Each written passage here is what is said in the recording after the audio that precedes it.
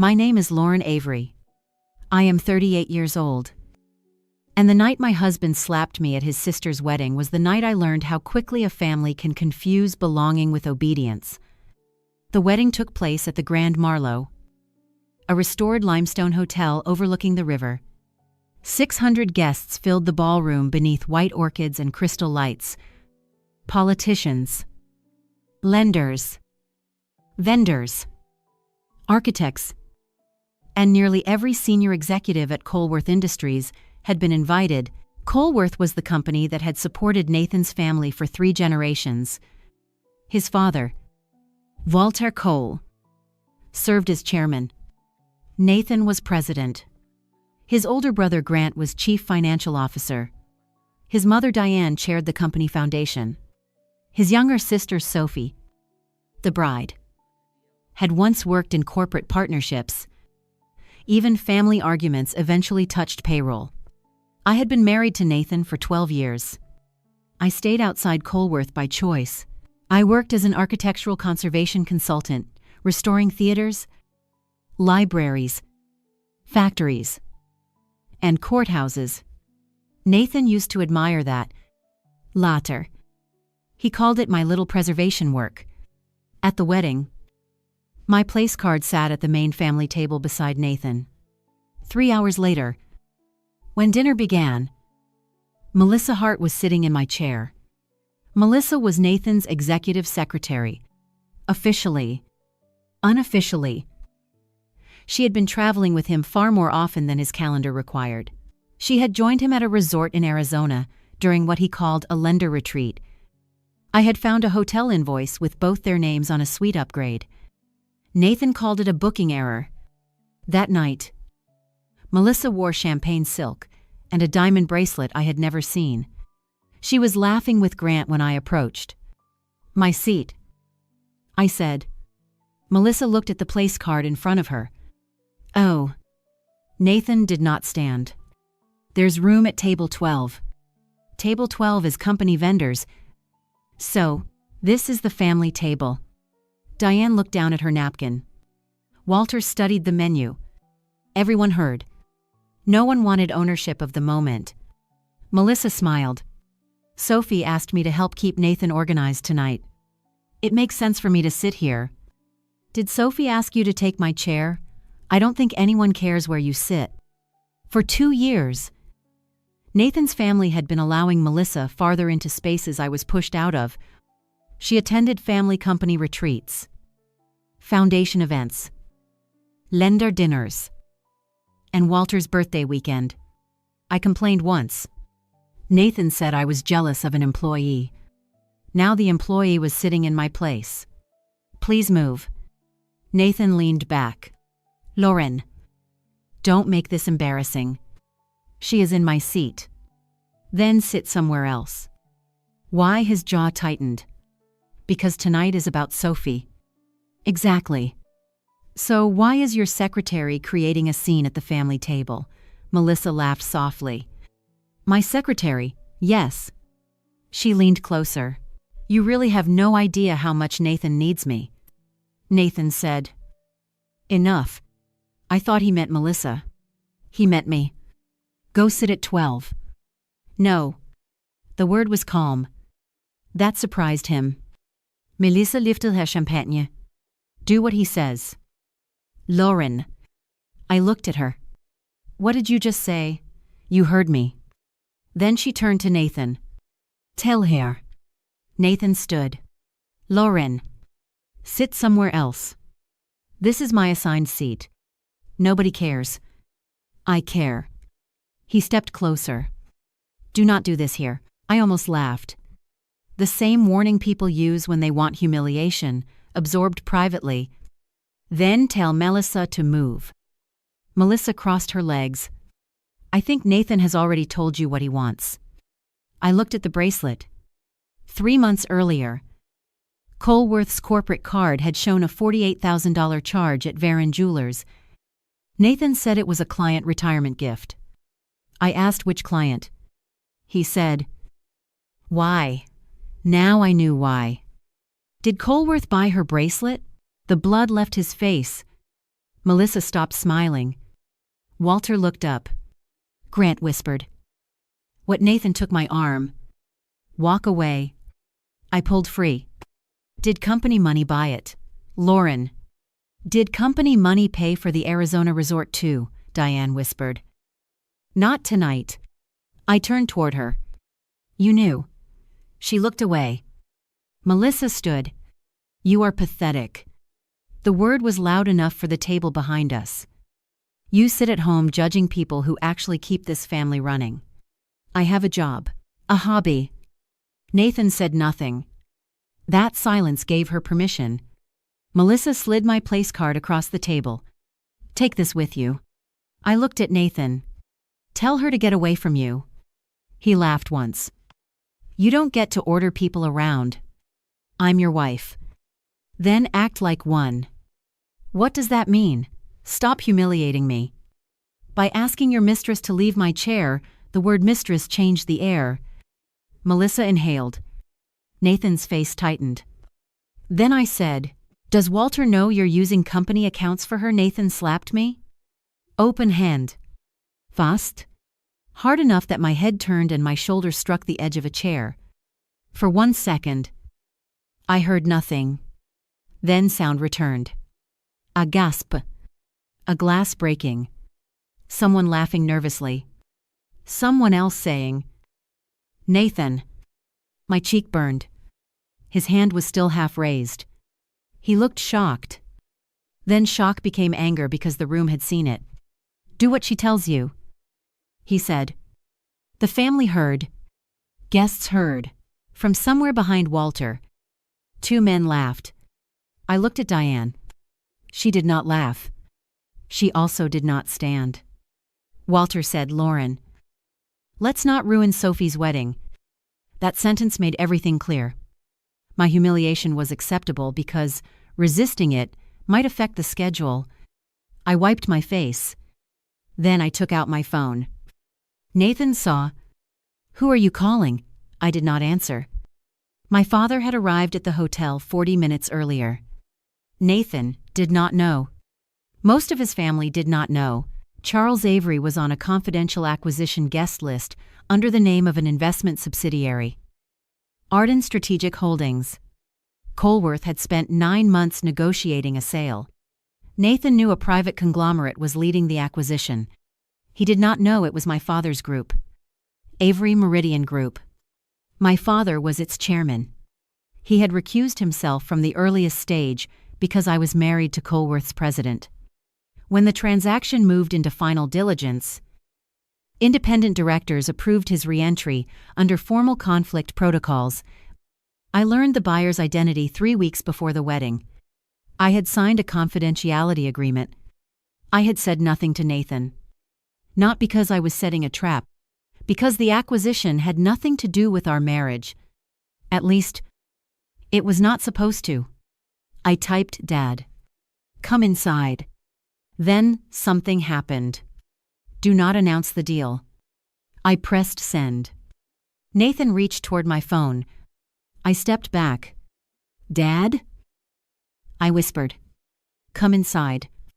30 seconds later, the quartet stopped. The hotel events director approached the conductor and raised one hand. The music ended. At the executive tables, 3 Colworth directors stood. Then Grant. Then Walter. Then nearly every senior executive in the ballroom. They were not standing for me. They were standing because the ballroom doors had opened and Charles Avery had entered with the acquisition committee. My father wore a charcoal suit. Beside him walked Evelyn Ross. Chief Investment Officer of Avery Meridian Group, Marcus Dean. Outside Acquisition Counsel, Jana Patel. Lead Forensic Diligence Partner, and 2 independent directors from Arden Strategic Holdings. Walter Cole went pale. Nathan looked at the doors. Then at me. He knew my father. What he did not know was why every person responsible for Colworth's future was standing when Charles Avery walked into his sister's wedding. My father did not walk toward me first. That was the most important thing he did all night. He stopped beside the first executive table and looked at Walter. "Good evening." Walter stood so quickly his chair struck the table behind him. "Charles." Nathan stared at his father. Then at mine. "What is this?" Walter did not answer. Sophie had finally noticed the silence and walked toward us with her new husband, Evan, still holding her bouquet. Dad Walter's face had gone gray. Charles Avery looked at the bride. "Sophie, I am sorry for the interruption." She knew my father socially. He had attended 2 family holidays and 1 charity dinner. She did not know he was the buyer. Neither did Nathan. My father continued, "I was scheduled to join your family later this evening for a private business meeting. That meeting will not occur tonight." Walter swallowed. "Charles, please." Nathan looked between them. "What business meeting?" No one answered fast enough. Then Evelyn Ross, my father's chief investment officer, stepped beside him. "Mr. Cole, Arden Strategic Holdings is the acquisition vehicle currently conducting final diligence on Colworth Industries." Nathan stared at her. Then his eyes moved to my father. "No." My father said nothing. Nathan laughed once. "Not because anything was funny. You're Arden," Charles nodded. "Avery Meridian controls Arden." For the first time, Nathan understood the actual shape of the room. The man he had just seen his wife text was not arriving to rescue a daughter from a humiliating family scene. He was arriving for a transaction Nathan had spent 9 months trying to close in. Colworth needed that transaction. Badly. The company looked prosperous from the outside. It had more than 2,000 employees, major commercial contracts, and revenue above $600 million. But growth had been financed with debt. 3 acquisitions, a new manufacturing plant, a failed smart building product rollout, an expensive settlement with a supplier, a variable rate credit facility that had become far more costly when interest rates rose. The Cole family was wealthy on paper. Cash was another question. The Avery Meridian acquisition would refinance debt, provide liquidity to legacy shareholders, fund plant modernization, and allow the Cole family to roll part of its ownership into a larger industrial group. Walter had been counting on it. Grant had built forecasts around it.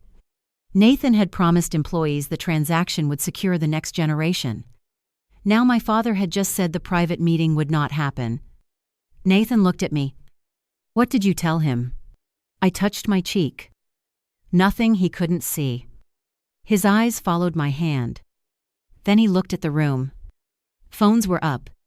The wedding photographer had lowered her camera. Sophie was staring at Nathan as though she had never seen him.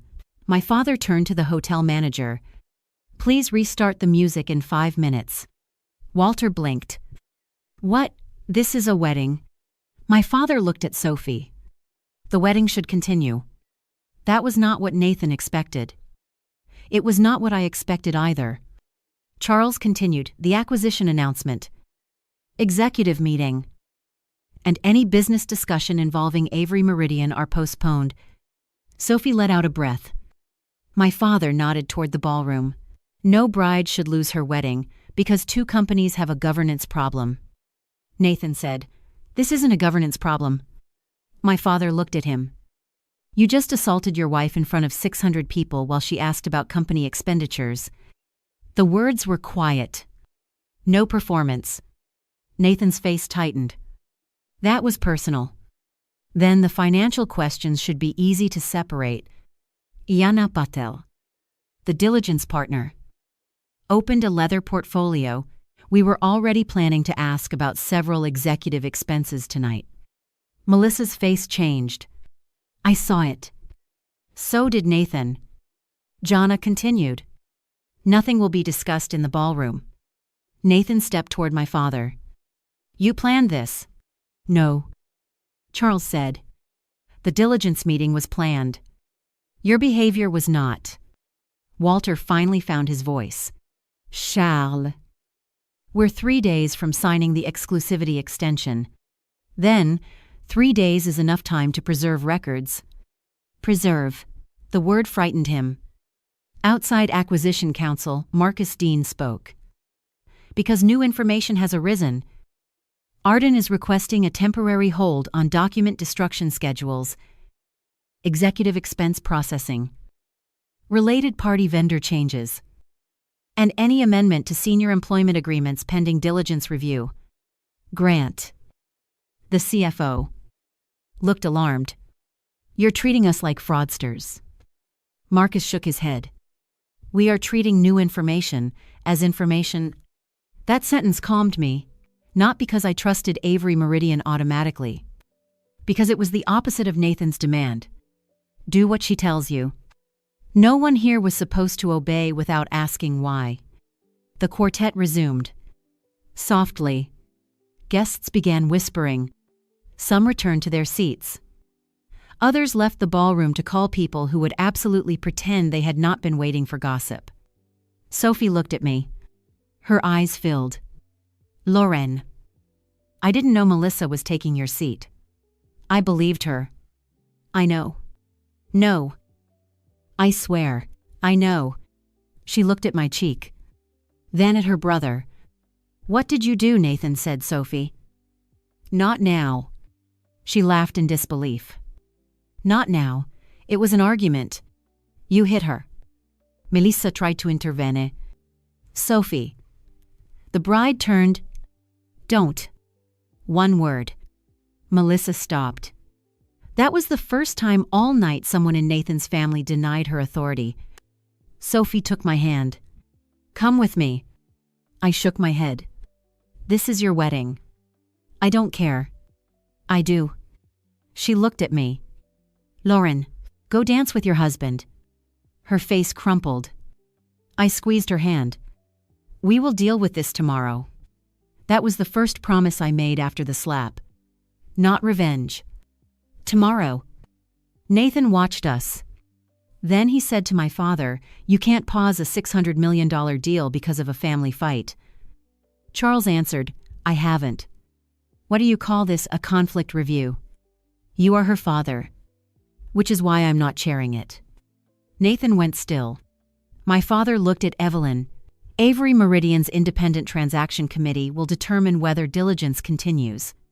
I will recuse from any decision concerning price, termination, or remedies that arises specifically from tonight's incident. Nathan stared. That was not the response he wanted. He needed my father to behave like an angry billionaire. It would make the story simple. Father punishes son-in-law. Instead, Charles removed himself. That made the process harder to attack. Evelyn said, the committee will meet tomorrow at 10. Walter looked at her. Can we attend Seller Council? Can? Nathan said, I will be there.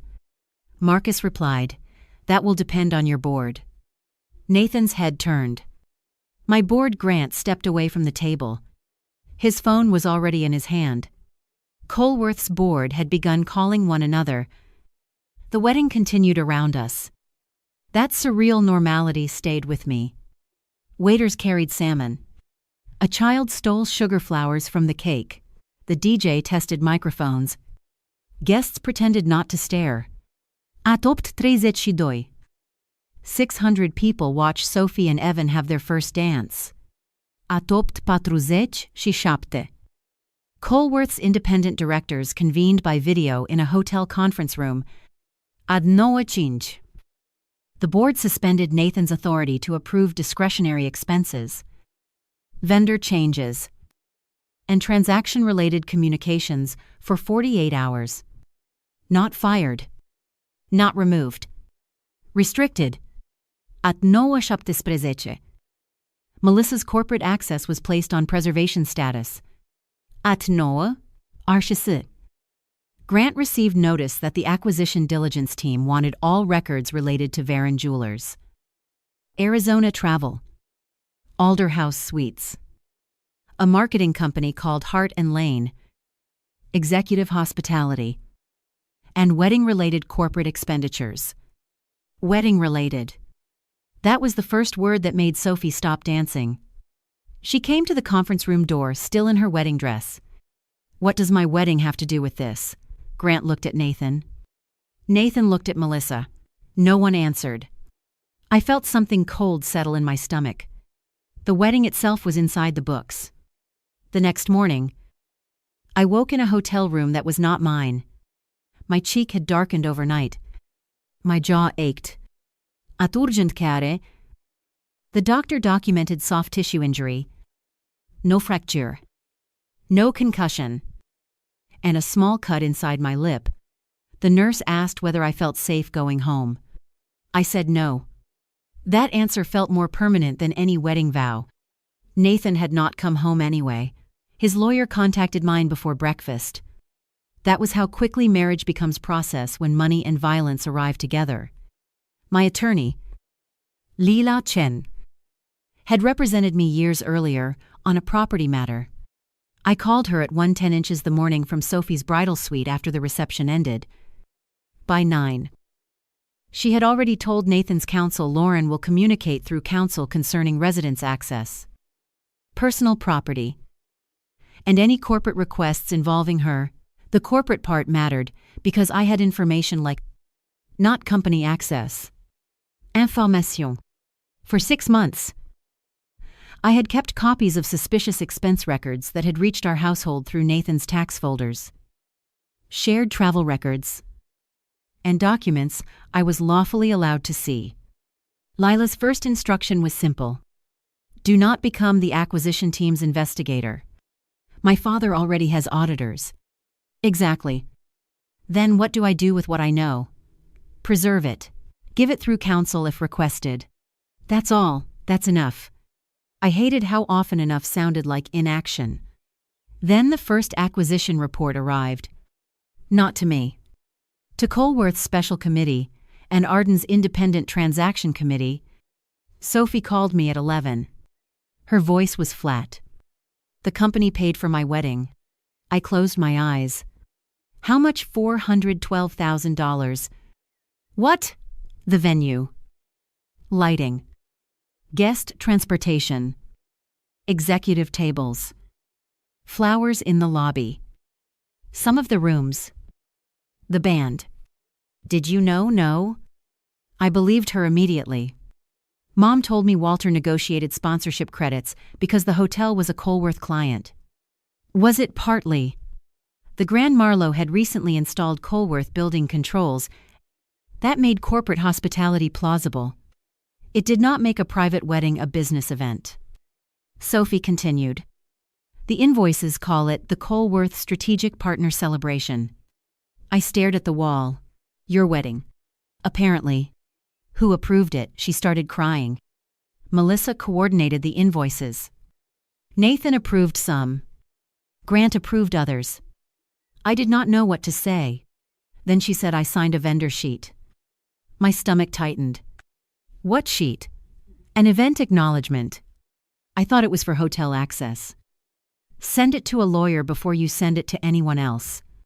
I already sent it to company counsel. Sophie. I panicked. That was understandable. The acknowledgement described Sophie Cole, Director of Corporate Partnerships. As event sponsor representative, she had not worked at Colworth for over a year. Her old title remained in the template. The form did not authorize corporate payment, but it could make it look like Sophie participated in a company event. She called herself an idiot. I said no. I signed without reading. That's a mistake. Same thing. No. I had learned the difference too late in other contexts. A mistake is an act. Idiot is an identity. Keep them separate. At noon, Colworth announced Nathan had been placed on paid administrative leave, pending an internal review. Again. Not fired. Walter objected. Publicly. He called the decision precautionary. Privately. According to Sophie. He was furious. Not at Nathan. At the timing. This family has spent 70 years building that company. He told her. We are not letting a wedding argument destroy the transaction. A wedding argument. Sophie replied, he hit Lauren. Walter said, that is between them. Then Sophie asked, is my wedding between us too, or is it on the company balance sheet? He hung up. That changed her. Until then, Sophie had been the family member who avoided business conflict. She loved Colworth but did not want a career there. Now her wedding had been converted into a corporate expense without informed consent. She stopped being neutral. Not on my side. On her own. The first detailed diligence meeting took place at Avery Meridian's offices. My father did not attend. He had formally recused. Evelyn Ross chaired. Colworth sent Walter. Grant. Outside counsel. 2 independent directors. And the company's general counsel. Nathan was excluded because he was on leave. Melissa was excluded because her expenses were under review. Jana Patel presented the findings. I learned the details later, through a transaction summary disclosed to relevant parties. The wedding expenses were only one branch. The larger pattern involved Hart and Lane Advisory. The company had been formed 18 months earlier by Melissa's cousin, Caroline Hart. Colworth paid Hart and Lane $7 million for executive communications, stakeholder engagement, transaction readiness, brand strategy, and leadership positioning. Some work existed. Real presentations, real research, real event planning, but hundreds of thousands of dollars moved from Hart and Lane into expenses tied to Melissa and Nathan. The Varon bracelet, Arizona resort charges, a lease on a furnished apartment called Linden House, private car services, designer clothing billed as wardrobe for executive media, and several cash equivalent payments marked talent retention. Grant said he had never seen the underlying reimbursements. Jana asked, who approved Hart and Lane invoices? Grant answered President's office. Nathan? And who verified deliverables? Communications. Melissa. The same 2 people who benefited were approving both sides of the expense chain. That was not sophisticated fraud. It was a basic control failure disguised by trust. Walter interrupted. Are you saying $2.7 million is missing? No. Jana said. That mattered. We are saying approximately $1.9 million is supported by identifiable work or third-party costs. Roughly $800,000 requires further substantiation. And at least $230,000 appears personal or inadequately business-related based on current evidence. Walter exhaled. $230,000 on a $600 million company. Evelyn looked at him. The amount is not the only issue. Then what is controls? Related party disclosure, executive integrity, accuracy of seller representations. Walter laughed.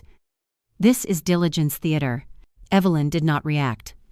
Colworth had represented in the draft acquisition agreement that no senior executive had engaged in undisclosed related party transactions above specified thresholds. If Melissa and Nathan's relationship was material and Hart and Lane was family connected to Melissa, the disclosure could be incomplete. If company money funded personal expenses, working capital and EBITDA calculations might need adjustment. Financially small. Legally meaningful. Then Jana showed the wedding schedule. The company's transaction model counted the $412,000 as strategic stakeholder engagement within normal operating expenses. Why did that matter? Because acquisition pricing used an adjusted earnings figure. Certain transaction-related expenses could be added back to earnings.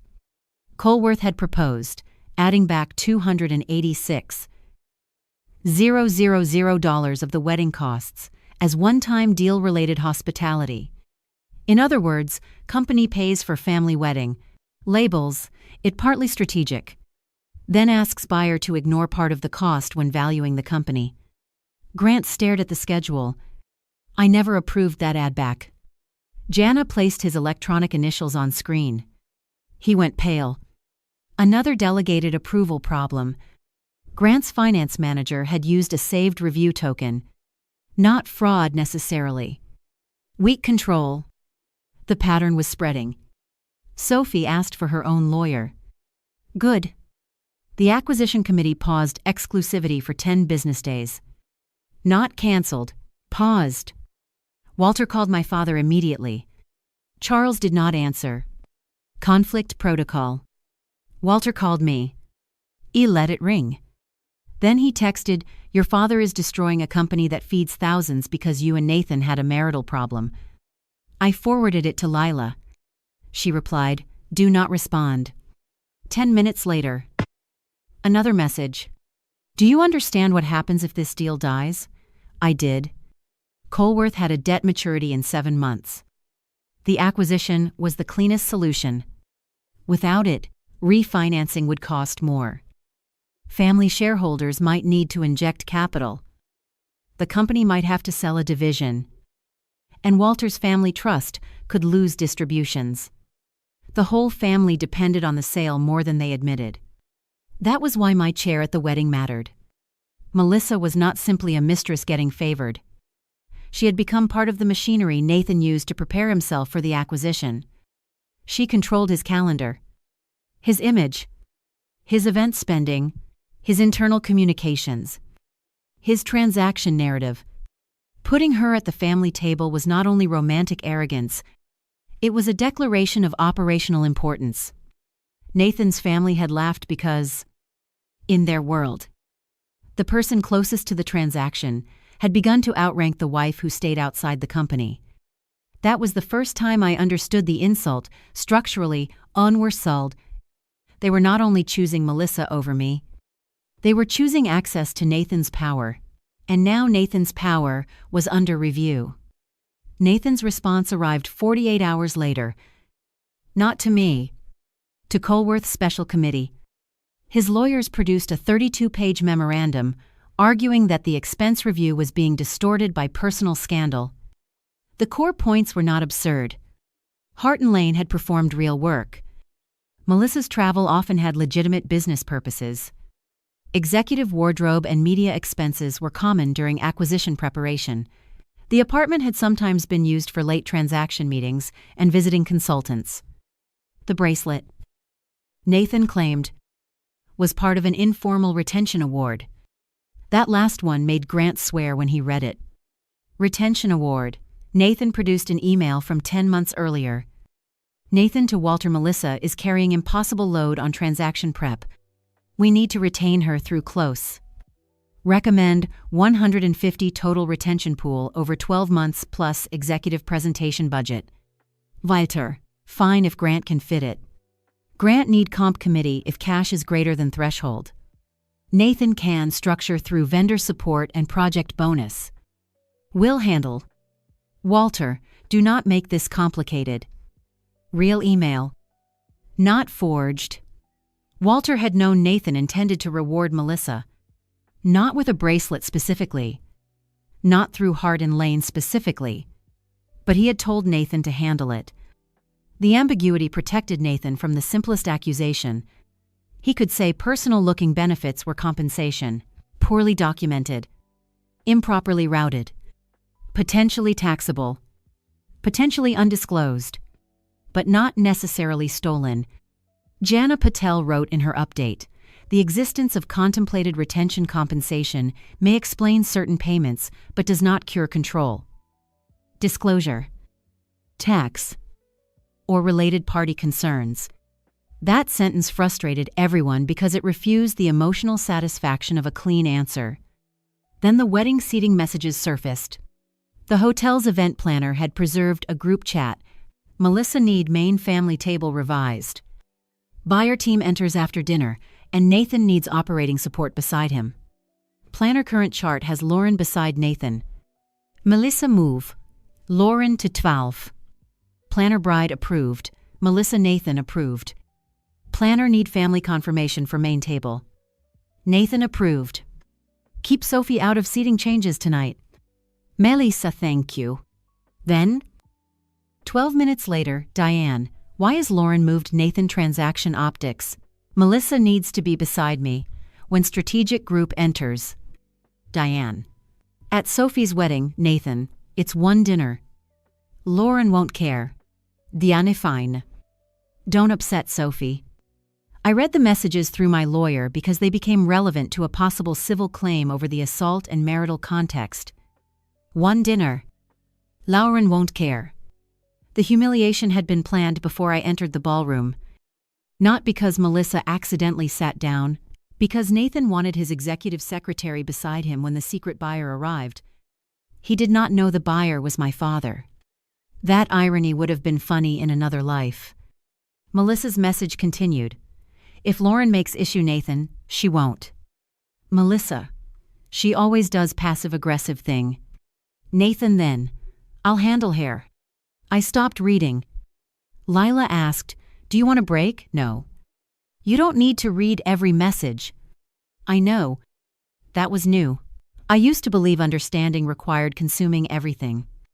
Sometimes enough is enough. The messages also explained why Melissa had been so aggressive. She knew the acquisition team was scheduled to enter phase Visicipadios.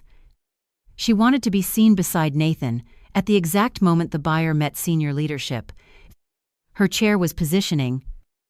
She believed she was about to become part of Colworth's future management team.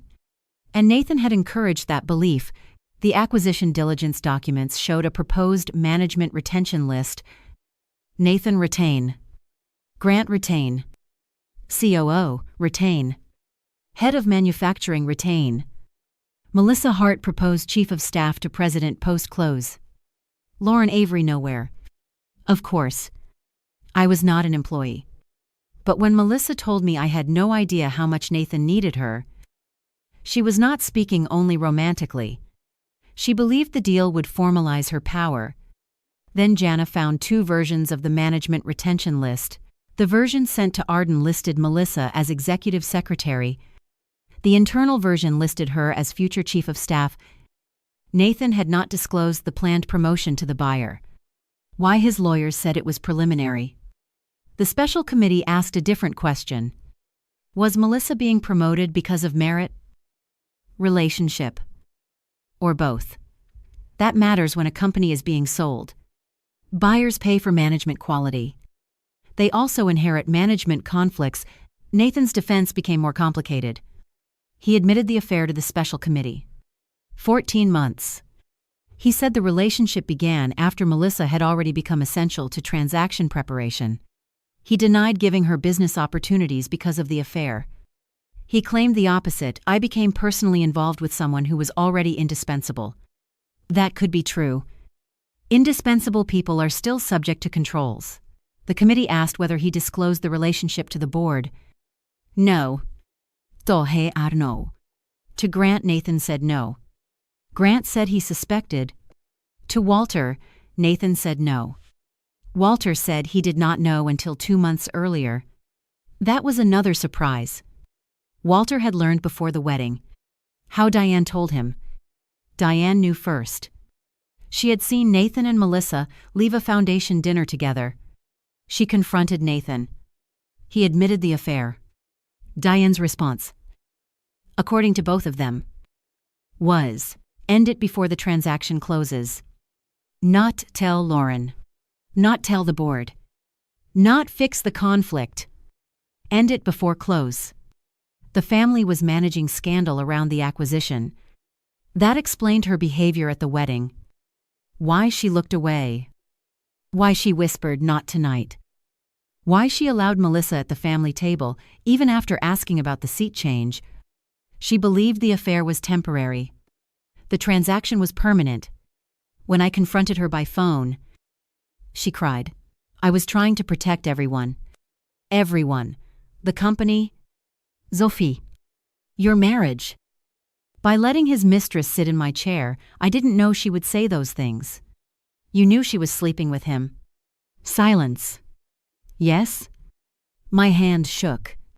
How long? 2 months. And you said nothing. I told Nathan to end it.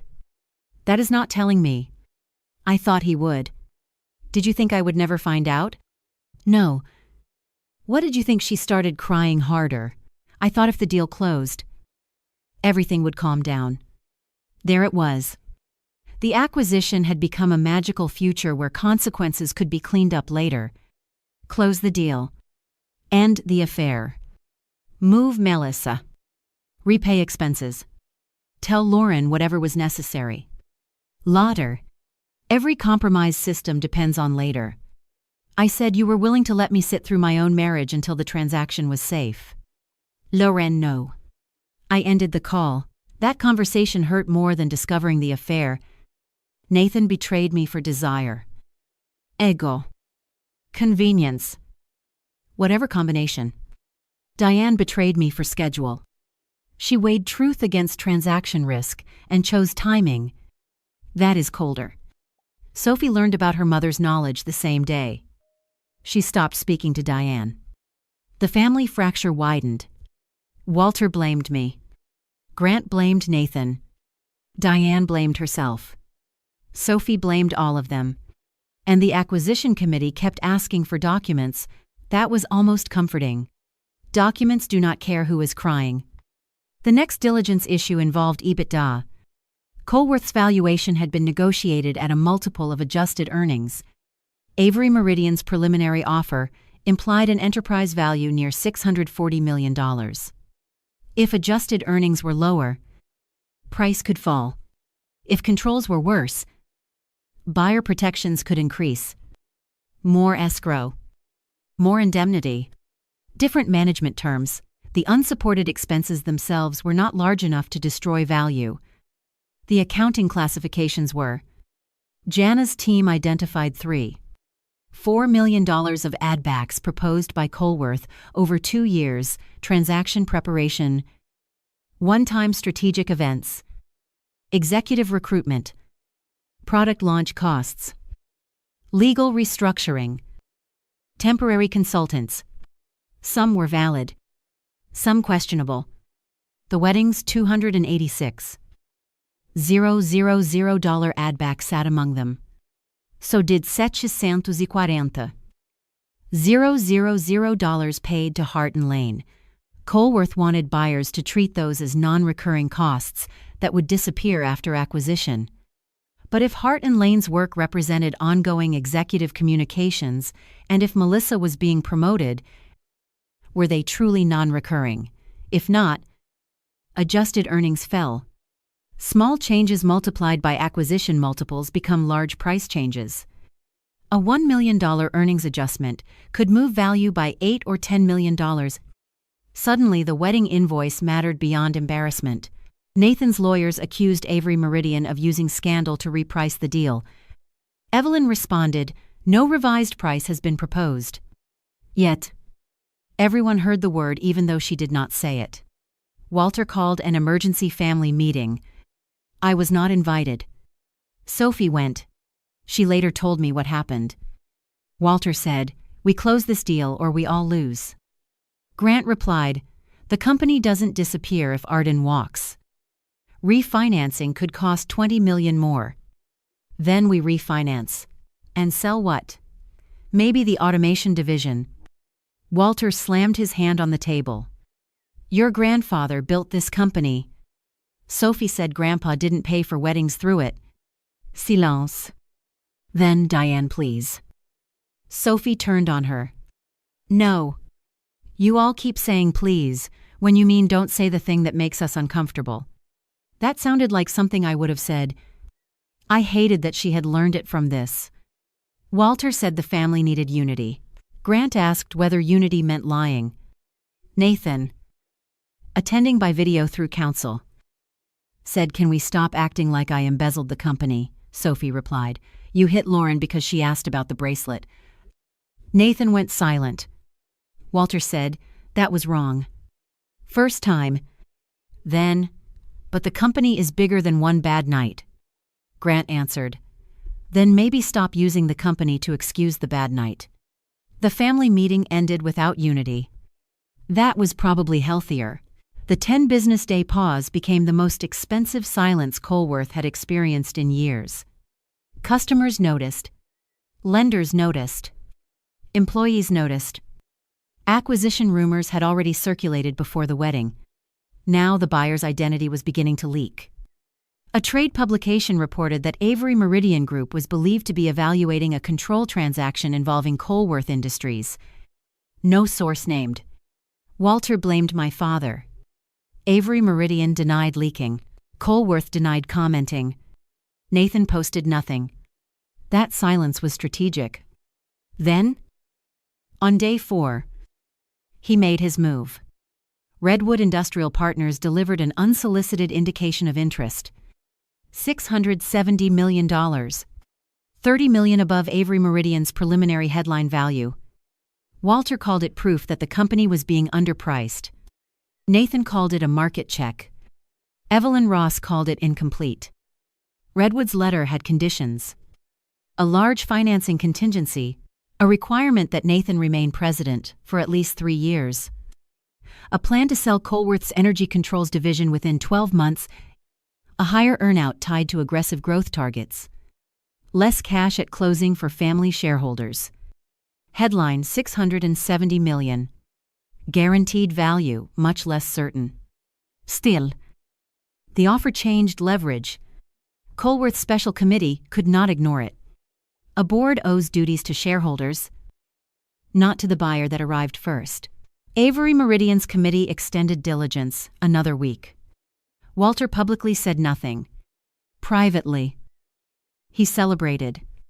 Sophie did not. Redwood wants Nathan to stay. She said it like a diagnosis. I asked, does that make the offer bad? It makes me suspicious. That's not the same thing. She sighed. I hate when you sound reasonable now. So do I. Grant had a different concern. Redwood planned to sell the Energy Controls division. That division employed 600 people, some at a plant outside Sophie's hometown. Avery Meridian's plan kept Colworth intact and invested $120 million over 5 years in manufacturing modernization. Redwood offered a higher headline price by planning asset sales. Shareholders might receive more. Employees might experience more disruption. There was no simple good buyer. I stayed out. That became increasingly difficult because reporters began calling me. The viral wedding video had been edited into every possible version. In one clip, my father entered immediately after Nathan hit me, making it look as if I had summoned the buyer into the ballroom for revenge. The actual timeline was 30 seconds. Still dramatic. One popular caption said, "He slapped the buyer's daughter and lost $1, 640 deal." False. The deal had not been lost. Another wife secretly owned buyer that was taking over husband's family business. False. I owned no Avery Meridian stock directly beyond family estate interests. I did not control. Another Mistress cost, family $30. Also false. At least not yet. I issued one statement through counsel. The wedding incident and Colworth transaction are separate matters being handled by separate processes. I am not on either acquisition committee and will not comment on valuation or deal terms. Boring. Useful. Nathan issued his own statement. I deeply regret striking my wife during an unacceptable moment of anger. I am addressing that conduct personally. I also reject efforts to conflate a marital incident with the value of Colworth Industries or to prejudice shareholders against competing transaction alternatives. Also boring. Also useful. He had learned quickly. The police matter moved separately. I gave a statement. Hotel footage showed the slap. Witnesses confirmed. Nathan did not deny it. His attorney requested a pre-charge diversion discussion because he had no prior criminal record. I did not control that decision. I also did not oppose it automatically. People expected me to demand jail. I wanted the act named. I wanted distance. I wanted no contact outside legal channels. The prosecutor said those goals could be addressed without pretending one slap had to carry the moral weight of the entire marriage. That made sense. I signed nothing that day. The acquisition did not wait for my emotions. On day 6, Jana Patel's team found another issue. Transaction bonuses. Colworth's board had approved a pool of up to $9 million for employees and executives who completed the sale. Normal. Nathan's proposed allocation too. $1 million for himself. $4 million for Grant. Jubei. 000 for operations leadership. Liu 000 for key sales leaders. 450. Nola for Melissa. 450,000. More than some vice presidents. Grant had never approved that amount. The compensation committee had approved categories, not individual awards. Nathan's internal note said Melissa, critical to buyer readiness, management continuity, and strategic narrative. Recommend, top-tier retention. That matched the planned chief of staff promotion. The affair did not create her value entirely, but it made objective compensation review impossible.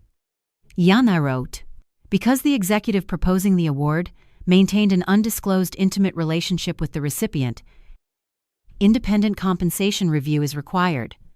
Again, not illegal. Conflict. Then the acquisition committee found Melissa's equity side letter. That one was new. A draft promised her options equal to 0. 35% of Colworth on completion of a qualifying sale. At a $640 million valuation. That could be worth more than $2 million over time. Unsigned by the board. Signed by Nathan. He did not have unilateral authority to issue it. His lawyers said it was a non-binding retention proposal. The document said, subject to board ratification. Maybe. Melissa believed it was a promise. She had made personal decisions based on it. She turned down another job. Moved apartments. Took on transaction work. When the special committee interviewed her, she produced Nathan's messages. Nathan board will approve. They always follow comp plan if deal closes. Melissa. Needs certainty. Nathan, you have my word. Melissa, your word is not equity. Nathan, after close it will be. That message became important for a different reason. Nathan treated future board approval the same way he treated my future compliance at the wedding. Expected consent became present authority. Not the same conduct. Same habit. People would agree later. So act now. The committee asked Nathan, why did you represent board ratification as certain? He replied, because the award was commercially justified. That's not the question. He paused. Because I believed the board would approve. No fraud admission. A governance problem. Redwood saw the diligence report. Their offer changed. They removed the requirement that Nathan remain president. Instead, Nathan would transition into non-executive founder advisor for 18 months. That should have weakened his incentive to support Redwood. It did not.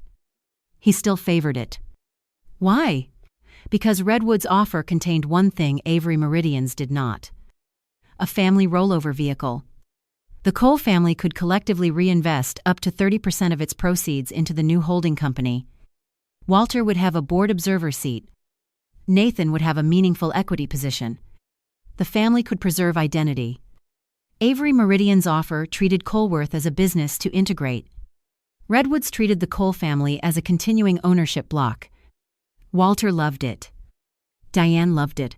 Nathan called it legacy preservation. Grant called it expensive nostalgia.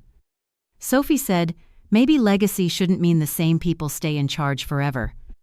Walter stopped speaking to her for 2 days.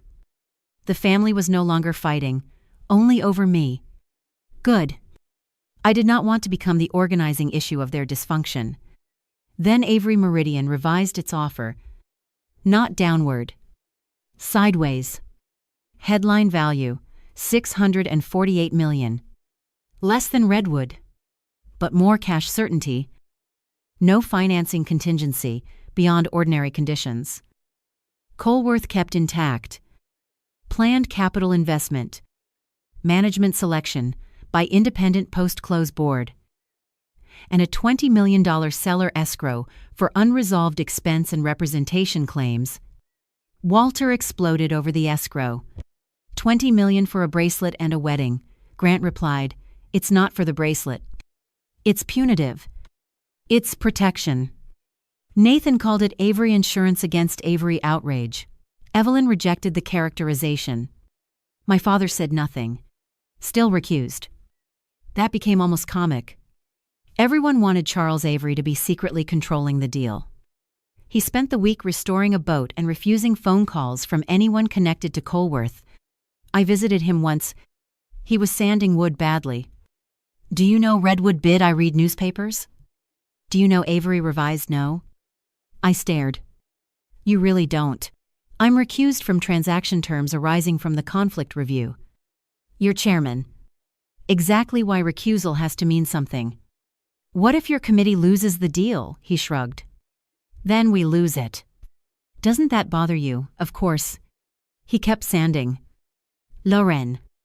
Governance is not real if you obey it, only when you like the outcome." I thought about Nathan. Then about myself. Would you buy Colworth if you were deciding? He looked at me. "That is exactly the question I am not answering." I laughed. He smiled. Then his face changed. "How is your cheek?" "Fine." "Marriage not." He nodded. "No advice." I appreciated that. When I returned to the city, Lila had divorce papers ready. I stared at the first page. "You don't have to file today." "I know. Do you want to?" I thought about the wedding. Not the slap. The seat. The messages. Lauren won't care. The family knowing. The hidden apartment. The corporate money. Diane waiting until after close. Nathan planning my compliance before asking. Yes. I filed the next morning. The acquisition committee learned through public court record 2 days later. No one changed the deal because of it. That was exactly how it should have been. The divorce filing changed the personal weather. Nathan stopped texting me directly. Everything came through lawyers. House access. Personal property. Insurance. Joint accounts. A request that neither party make public statements disparaging the other. I agreed to a neutral version. No false statements. No disclosure of confidential acquisition information. No restriction on truthful legal or regulatory cooperation. Nathan's first proposal asked that I not interfere with Colworth's strategic alternatives. Lila struck the sentence. "I am not on their board." Exactly. The clause disappeared. That was becoming one of the strangest parts of the year. The more Nathan accused me of controlling the acquisition, the more careful I became not to touch it. Meanwhile, Colworth's special committee hired its own financial advisor to compare Avery Meridian and Redwood. The advisor built a matrix. Headline price. Cash certainty. Financing risk. Employment impact. Divestiture plan. Regulatory approvals. Management conditions. Escrow. Closing timeline. Legacy shareholder rollover. Debt refinancing. Redwood 1 headline value. Family rollover. Potential upside. Avery 1 certainty. Employee continuity. Financing. Operational investment. Cleaner governance. Neither one everything. Then Jana's wedding expense allocation came back. Of the $412,000 originally coded to the Strategic Partner Celebration, approximately $238,000 had legitimate business overlap. Executive guest transportation, security for transaction participants, hotel rooms for board and lender representatives, private conference space, a reception area used for buyer meetings, technology and audiovisual services. The remaining $174,000 appeared purely personal. Bridal floral upgrades, family suite expenses, custom welcome gifts, private after-party alcohol, a luxury vehicle package for wedding photos, part of the band, a cake display structure somehow billed to stakeholder branding, Sophie read the list and began laughing. Not happily. The cake, Grant said. What the company paid for the stupid cake wall? It had cost $19,000. Walter insisted the expenses were immaterial. Grant replied, then reimburse them. That became the practical answer. The family trust holding Walter and Diane's Colworth shares repaid the clearly personal wedding costs, plus interest, before the acquisition vote. Not because a court ordered it. Because leaving them in the company made every diligence meeting worse. Sophie insisted her portion come from her future distribution. Walter objected. She said, my wedding. My cost. For the first time since the gala, she sounded like herself. Then Jana corrected another assumption. The bracelet had not cost $48,000. The Varon jeweler's charge covered 3 pieces: a retirement watch for a long-time customer executive, a foundation auction necklace, Melissa's bracelet. Her portion, $17,800. Still inappropriate if undisclosed. Less dramatic. I appreciated the correction. Reality kept refusing the cleanest version of my anger. The Arizona resort was similar. Nathan and Melissa had attended a real lender retreat. They extended the stay by 2 nights. Company paid the full booking. Personal portion, $9,400. Not a secret, $50,000 vacation. An improper extension inside a legitimate trip. That was how most of the misconduct looked. Not bags of cash. Boundaries quietly disappearing at the edges. The audit's preliminary total of clearly personal or unsupported benefits to Nathan and Melissa fell from the feared $800,000 to approximately $310,000. Add tax issues, undisclosed compensation, and vendor concerns. Serious. Not company destroying. Nathan seized on the reduction. His lawyers issued a confidential presentation to the board, initial exactions aggravated by personal context. He was not entirely wrong. Some early numbers had looked worse before substantiation. Then the next slide said, no evidence of material financial harm to Colworth. That was more debatable. The dollar amount was small relative to revenue. The governance harm was not. Colworth's general counsel wrote a response. Materiality is not measured solely by percentage of revenue when conduct concerns executive integrity. Acquisition representations, conflicts of interest, or control environment. Nathan hated that sentence. The board began considering whether he should return from leave before the transaction closed. Walter demanded reinstatement. Grant opposed. 3 independent directors opposed. 2 directors were undecided. Nathan requested a hearing. He got one. Not public. He spent 4 hours answering questions. He admitted the affair. The undisclosed compensation discussions. The invoice splitting. The wedding seating decision. The plan to promote Melissa. The failure to tell HR or the board. He denied. Stealing from Colworth. Fabricating services. Intentionally misrepresenting EBITDA. Using the wedding to deceive the buyer. Or directing anyone to hide purely personal expenses from finance. Some answers were credible. Some not. Then one independent director asked, "Why did you slap Lauren?" The room changed. Nathan said, "I lost control." Why? She accused me publicly of something substantially true. He looked down. Some of it. Did you hit her because you were protecting company information? No. Protecting Melissa. Nathan paused. No. Then why? He took a long breath. Because she refused to do what I told her. The answer was honest enough to hurt him. The director continued, "Do you understand why that matters to this board beyond your marriage?" Nathan looked up. Because I'm an executive. Because you had authority over people at Colworth who also depended on your ability to tolerate refusal. Silence. That was the governance connection. No accounting schedule could show. Leadership is not only what you do with money. It is what happens when someone says no. The board voted the next day. 5-3. Nathan would not return as president during the transaction. He remained a director and shareholder. An interim operating committee would run Colworth until sale or refinancing. Walter was furious.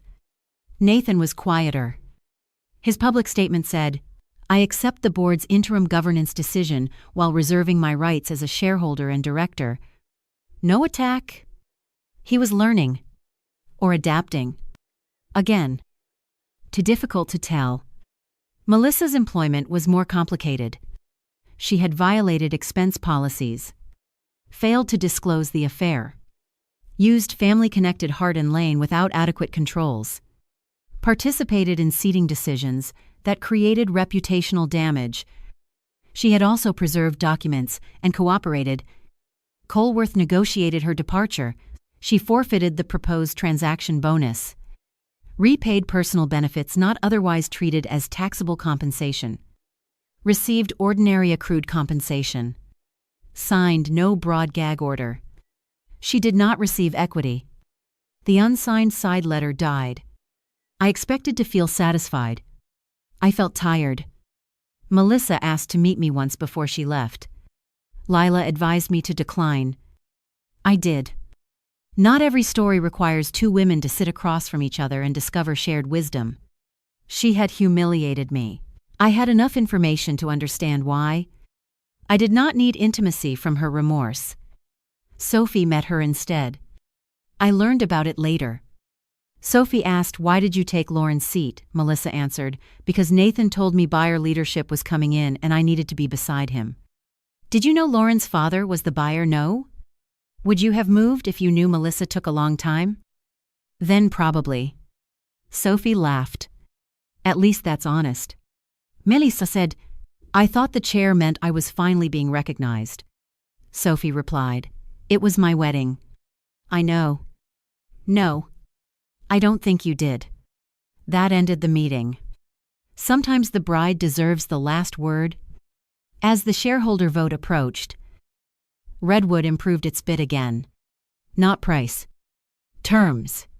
It offered to keep the Energy Controls division for at least 18 months before any sale. It lowered the financing contingency. It increased employee retention funding. Avery Meridian responded by reducing the seller escrow from $20 million to $14 million. The competition was real. Walter told family shareholders they should support Redwood. Grant leaned toward Avery. Sophie owned a small but meaningful block through a generation-skipping family trust. She asked me, "What does your father want? I don't know." Come on. He is recused. Lauren. I'm serious. She stared. You really don't know which deal Avery Meridian prefers. Obviously, Avery Meridian prefers its own deal. She laughed. Fair? Then what do you think I should vote? That question frightened me. Don't ask me. Why?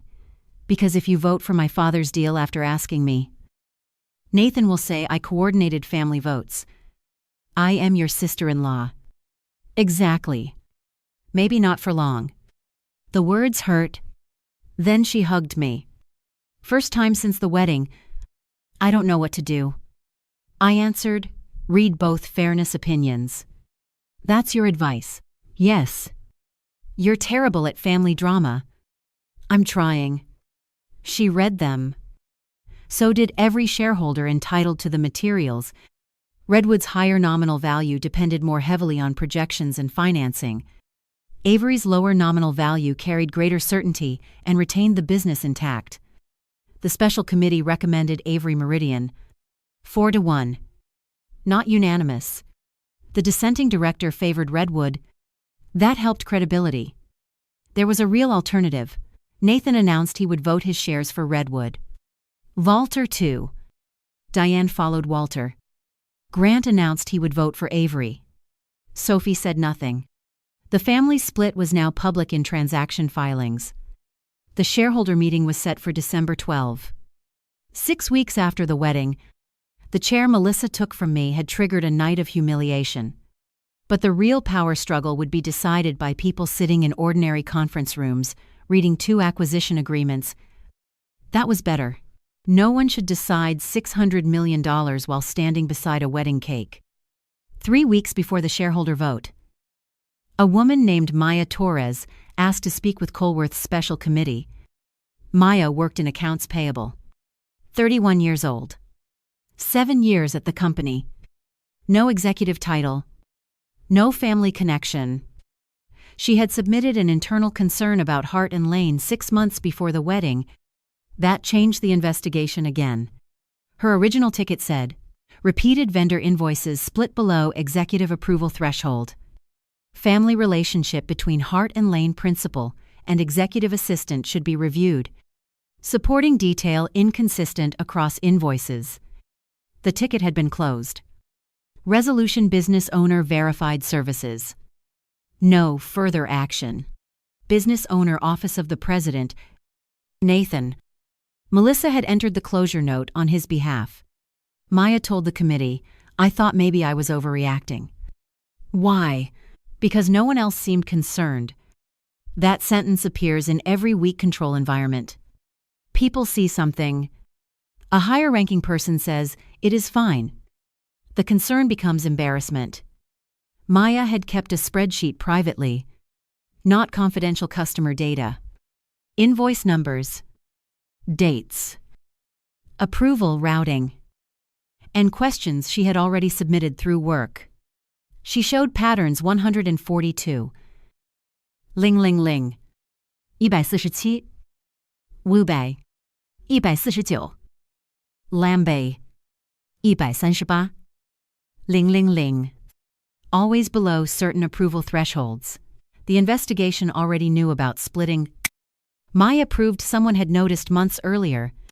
The special committee asked who had supervised her. Accounts payable manager, Robert Chen.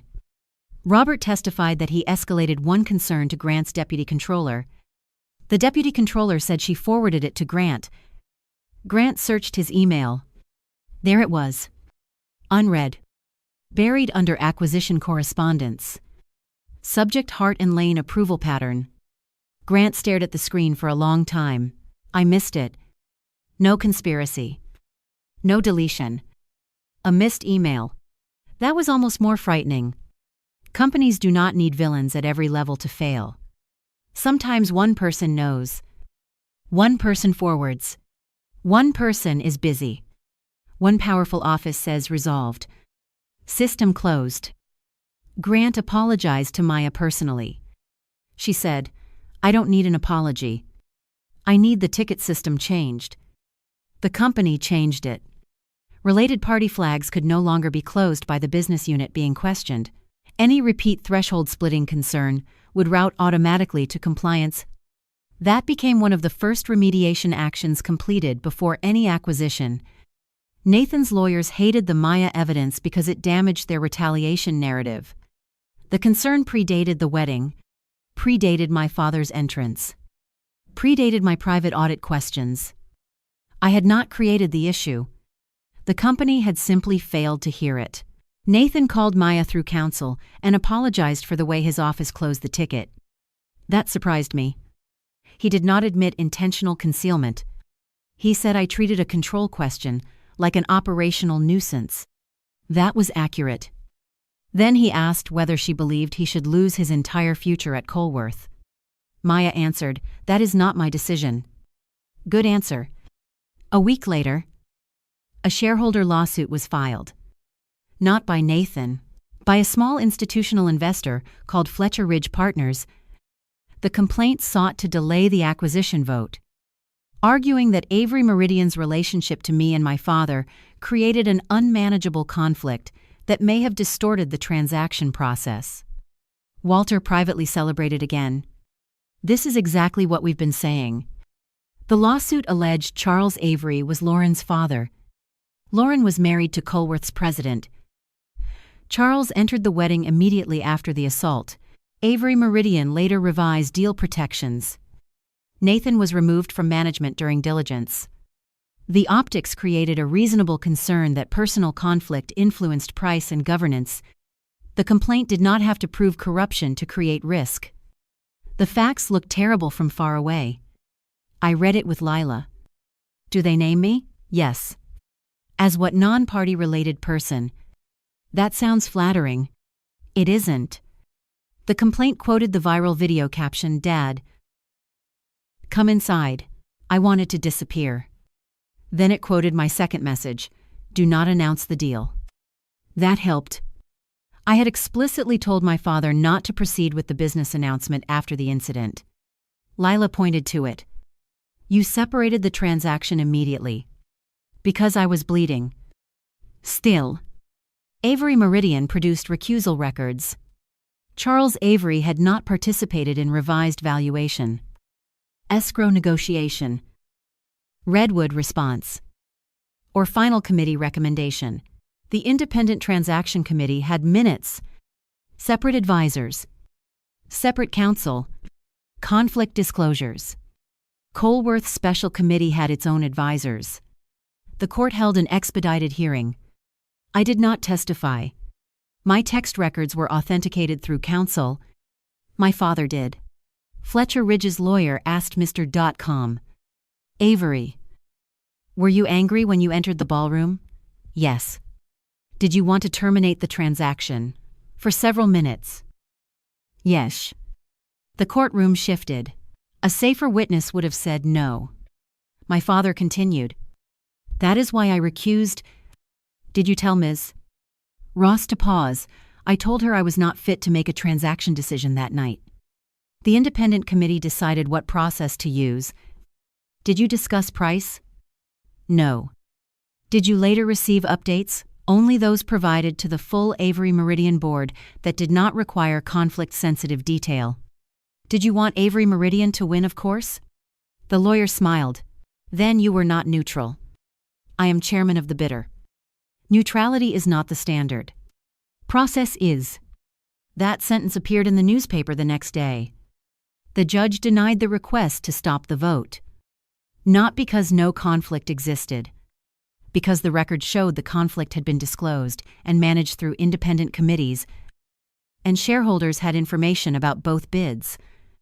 The lawsuit continued on other claims. The vote stayed scheduled. Nathan called me that evening, first direct call since the divorce filing. I did not answer. He left a voicemail. "I know you think the court proved your father clean. It proved he documented the conflict better than we documented ours." I replayed it. "He was not entirely wrong. Then, that's the difference between families like yours and families like mine. You have lawyers before anyone makes a mistake." That was more self-pity than truth. Colworth had lawyers. They had simply treated family control as a substitute for procedure. Still, the sentence stayed with me. Wealth buys better process if people choose to use it. That is a form of power too. I could not pretend otherwise. I called him back. He answered immediately. "Hi. Hi. Did you get my message?" "Yes." "Am I wrong?" "Partly." "Which part your family had lawyers?" Silence. "Fair." "And my father wanted to blow up the deal." Nathan laughed once. "That I believe." "Marisa, sorry. Wrong company." Evelyn stopped him. "Good governance." "Yes." He became quiet. Then Lauren. "I'm sorry about the wedding." "Not the slap. The wedding." "What part your seat?" That surprised me. "I thought you would say hitting me." "I have apologized for that. Not enough times to erase it." "I know." He continued. "The seat was deliberate." "I know. I told Melissa Beyer leadership would be coming in, and she needed to look like part of the team." "I know. I thought you would be annoyed and move." "I know." He exhaled. "I didn't think you would refuse." That sentence was the entire marriage in miniature. Not, "I thought you wanted table 12. I thought you would move." Why? Because you usually avoid scenes. "So you use that?" "Yes." The honesty hurt more than defense. Then he said, "I didn't know your father was Arden." "I know. If I had known you would not have moved me." He stopped. "Probably not." I laughed. He did not. Do you understand why that makes it worse? Yes. That was new. Then I treated your dignity as something that mattered less when no powerful person was watching. I closed my eyes. He had found the sentence. Not my father. Not the company. The actual injury. I did not forgive him. But I believed he understood it. That mattered. Nathan asked, "How are you voting?" I almost laughed. I don't own Colworth shares. Your father? You know he's recused. A l'influence. No, Lauren. I am not involved. He was quiet. I believe you. That surprised me more than the apology. For months, he had built his defense around the idea that I controlled the deal. Now he believed I did not. What changed? The lawsuit. Really, I read the records. Of course. Documents. When stories stop working, people sometimes discover records. The vote arrived. Shareholders gathered in Colworth's manufacturing auditorium. No wedding flowers. No ballroom. Employees filled the back rows. Avery Meridian and Redwood representatives waited in separate rooms. My father did not attend. I watched the webcast from Leela's office because my divorce made physical attendance unnecessary and unwise. The special committee presented its recommendation. Avery Meridian. $648 million headline value. Higher closing certainty. No planned division sale. $14 million escrow. Independent management selection. 5-year capital investment plan. Redwood presented its alternative. $670 million headline value. Family rollover. Higher leverage. Potential division sale after 18 months. More contingent value. Founder advisory role. Nathan spoke as shareholder. He favored Redwood. His argument was strong. Shareholders are being asked to accept $22 million less in headline value because the special committee prefers a cleaner governance story. Then he corrected himself. That is too simple. Avery has more certainty. Redwood has more upside. I believe shareholders should choose upside. No attack on my father. No victim narrative. Walter spoke next. Legacy. Family. Control. Grant spoke for Avery. Certainty. Employees. Debt. Execution. Then Sophie appeared at the microphone. No one expected her. She owned 3% through a family trust created by her grandfather. Her wedding had become the origin point of the entire crisis. She said, "I have spent 6 weeks being told I should vote for legacy." Walter stared. I would like to say what legacy looked like at my wedding. The room became silent. It looked like company money paying personal expenses because nobody wanted to tell my father no. Grant looked down. It looked like my brother moving his wife out of a chair because he thought a transaction mattered more than respecting her. Nathan closed his eyes. It looked like my mother knowing about an affair and deciding after closing was a better time for truth. Diane was not present. And it looked like me signing event paperwork without reading it because I assumed someone else had handled everything. She paused. I do not think Avery Meridian is morally superior because Lauren's father chairs it. I do not think Redwood is bad because it offers more money. Then I am voting for the deal that gives this company the best chance to stop being a family coping mechanism. I started crying. Not because she chose Avery, because she chose language outside the family mythology. She voted her 3% for Avery Meridian. The final vote took 28 minutes to certify.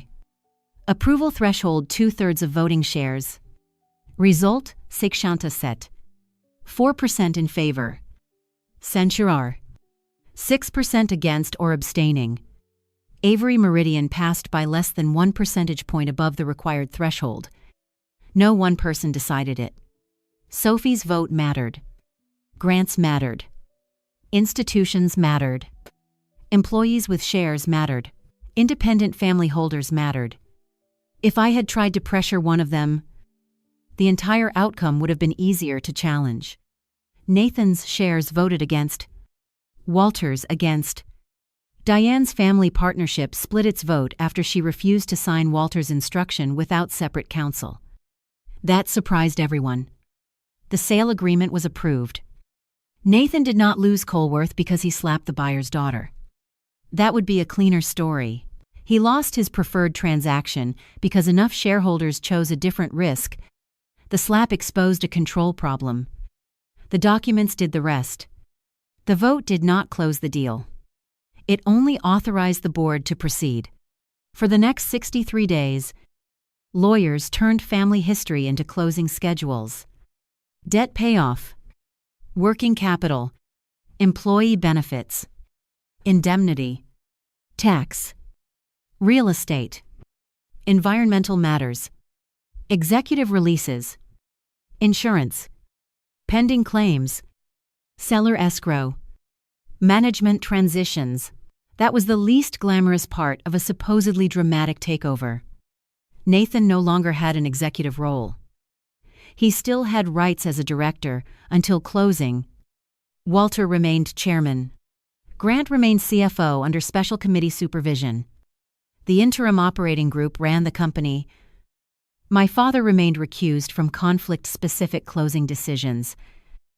But once the transaction was approved on unchanged economic terms, Avery Meridian's full board resumed ordinary oversight, subject to counsel. I still was not involved. That frustrated reporters. One asked my lawyer, "What role will Lauren have after her father's company buys Colworth?" Lila answered, "None." The reporter asked again, "Will she join the board?" "No." "Receive a management position?" "No." "Own shares, not through the transaction."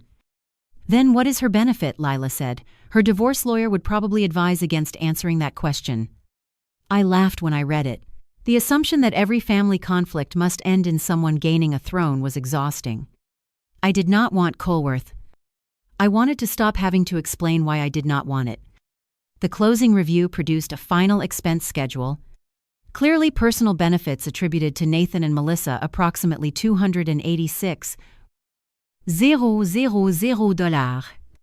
Wedding expenses reimbursed by Cole family interests $174,000 plus interest.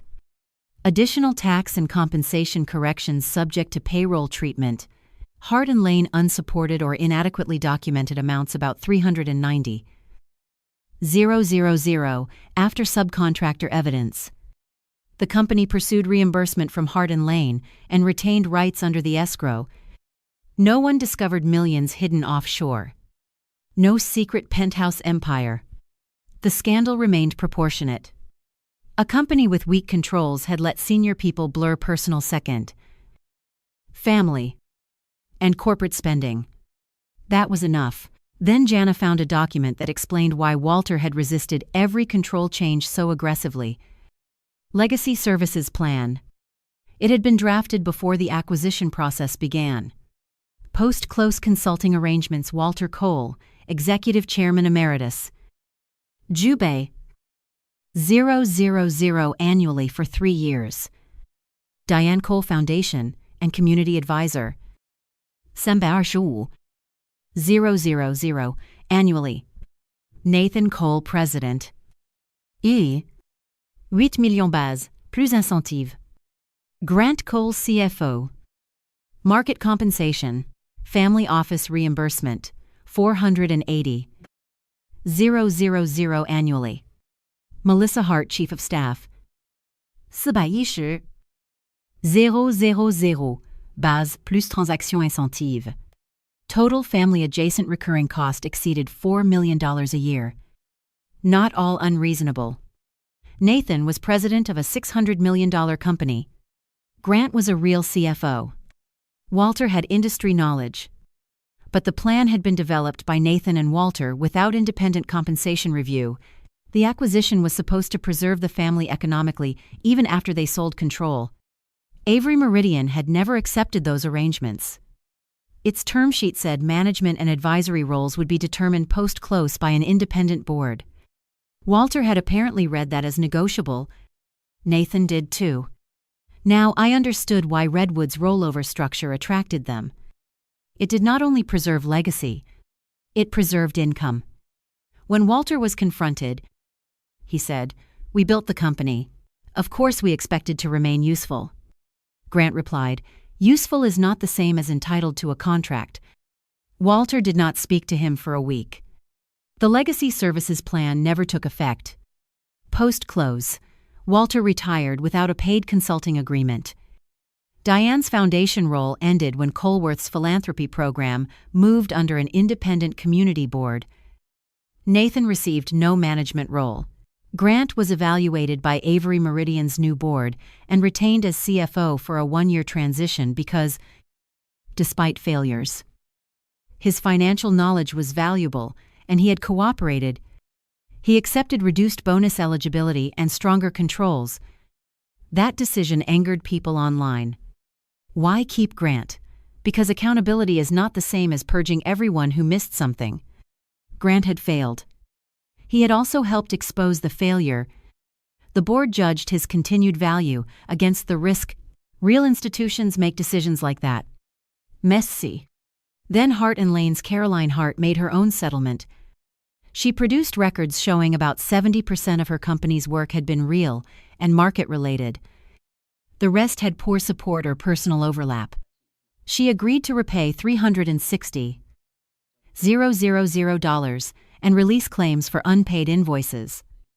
No criminal admission. The company closed. Melissa's cousin did not go to prison. Again. Reality was less theatrical than rumor. The assault case resolved before closing. Nathan accepted a misdemeanor plea for the slapless slap, tuella slap duan in the publication. The sentence included probation, a behavioral intervention program, and an order prohibiting unwanted contact with me outside divorce channels for a defined period. He made a formal statement in court. "I struck my wife because I was angry that she refused my direction in public. That was wrong." No passive voice. That mattered. The judge asked, "Do you understand that marriage gave you no authority to enforce compliance physically?" Nathan said yes.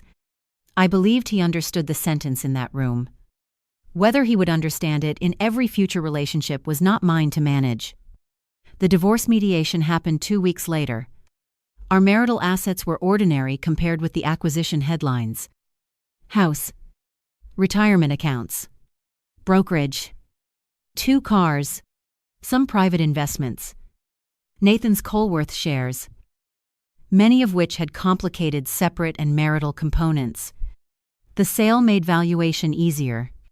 Cash has fewer arguments than private company stock. Nathan received substantial proceeds at closing. He was not ruined. That was important. He lost control. Lost his marriage. Lost his executive role. Paid legal costs. Repaid personal benefits. Faced public humiliation. He did not become poor. Consequences do not require theatrical poverty. Lila negotiated my marital share through offsets and settlement payments. I did not take Colworth equity. There would be none after cash closing anyway. I did not receive Avery Meridian shares because my father was buyer. That would have been absurd. I kept my retirement. Received my share of the home. Received an equalization payment tied to marital portions of Nathan's sale proceeds.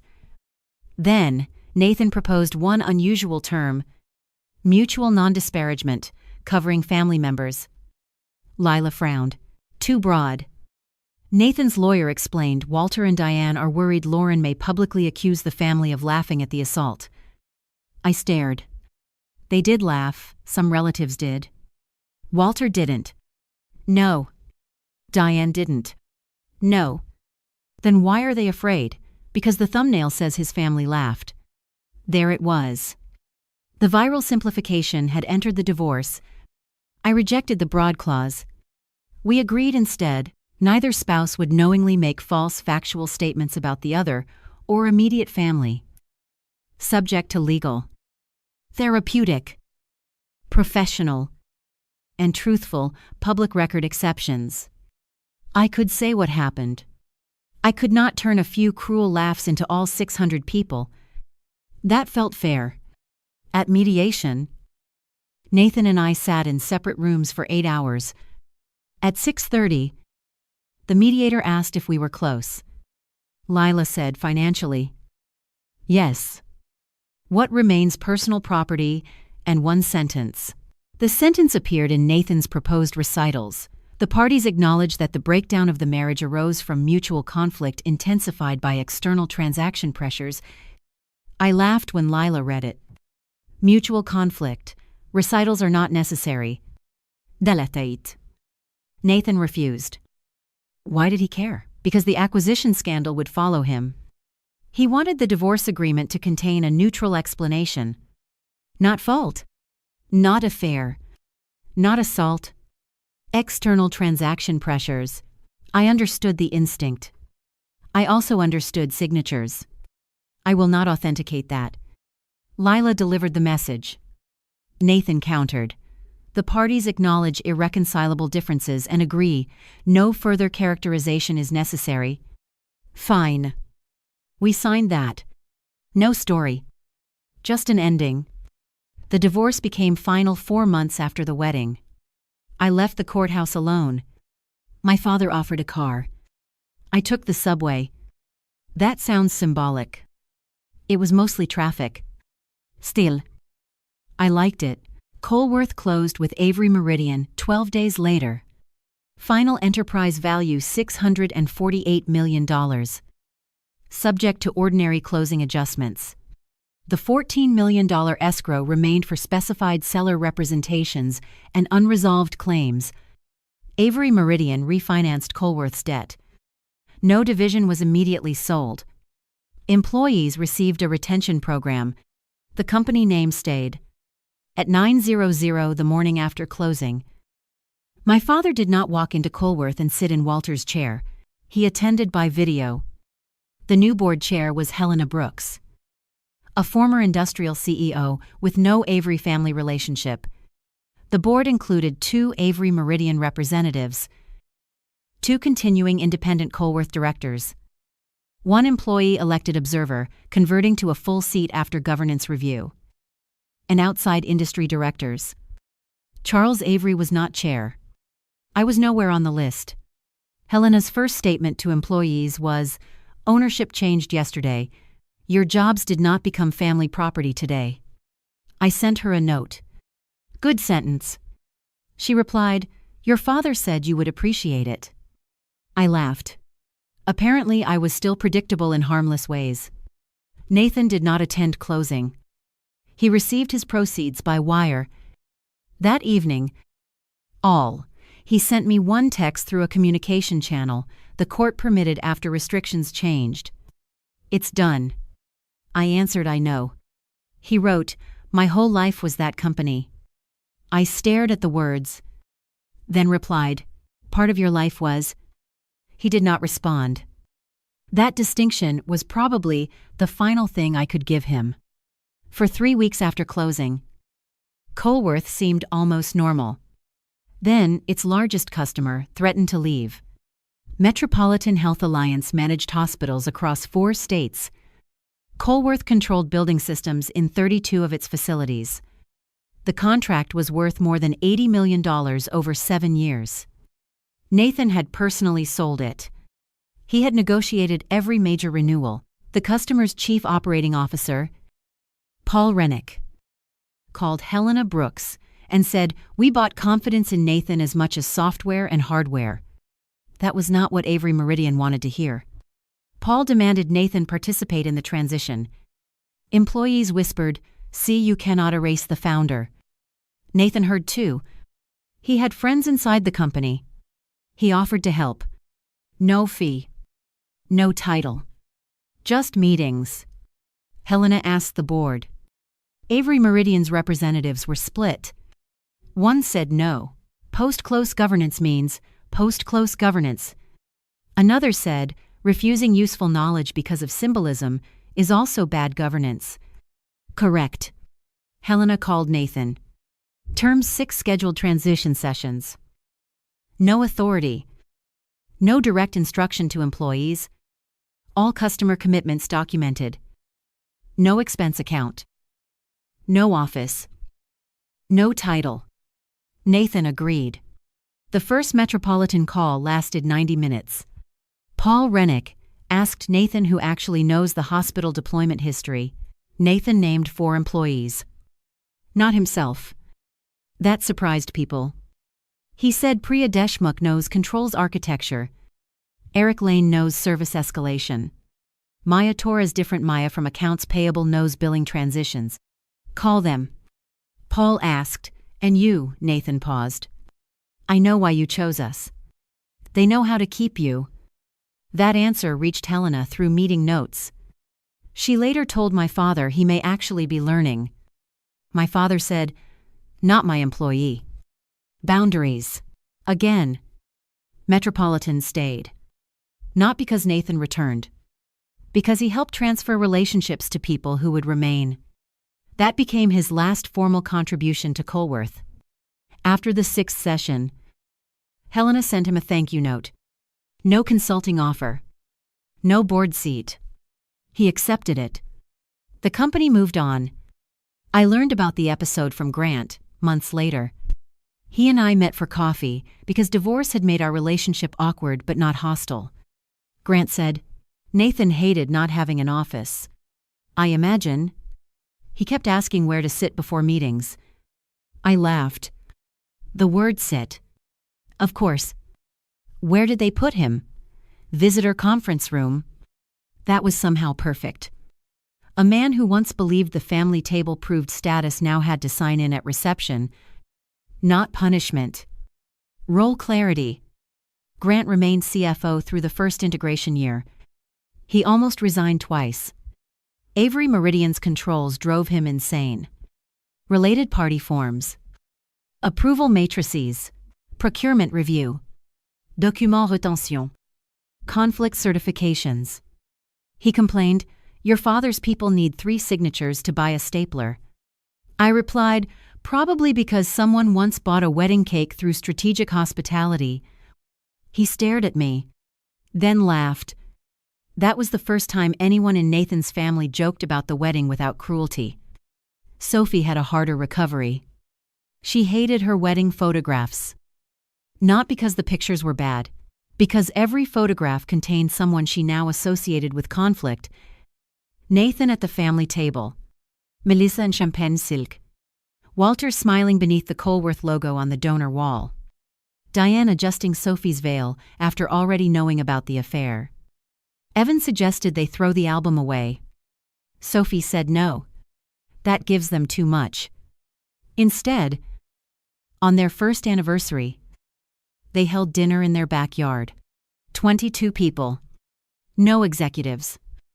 No corporate vendors. No secret buyer. I attended. Nathan did not.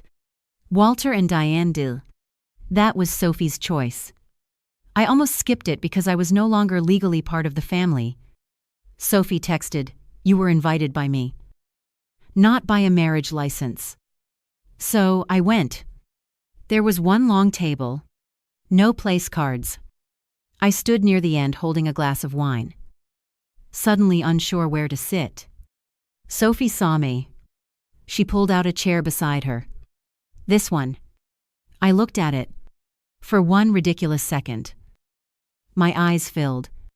Are you assigning seats now? Only yours. I sat. No one moved me. That was the first time the cymbal stopped hurting. Diane asked to speak with me after dinner. We walked to the side yard.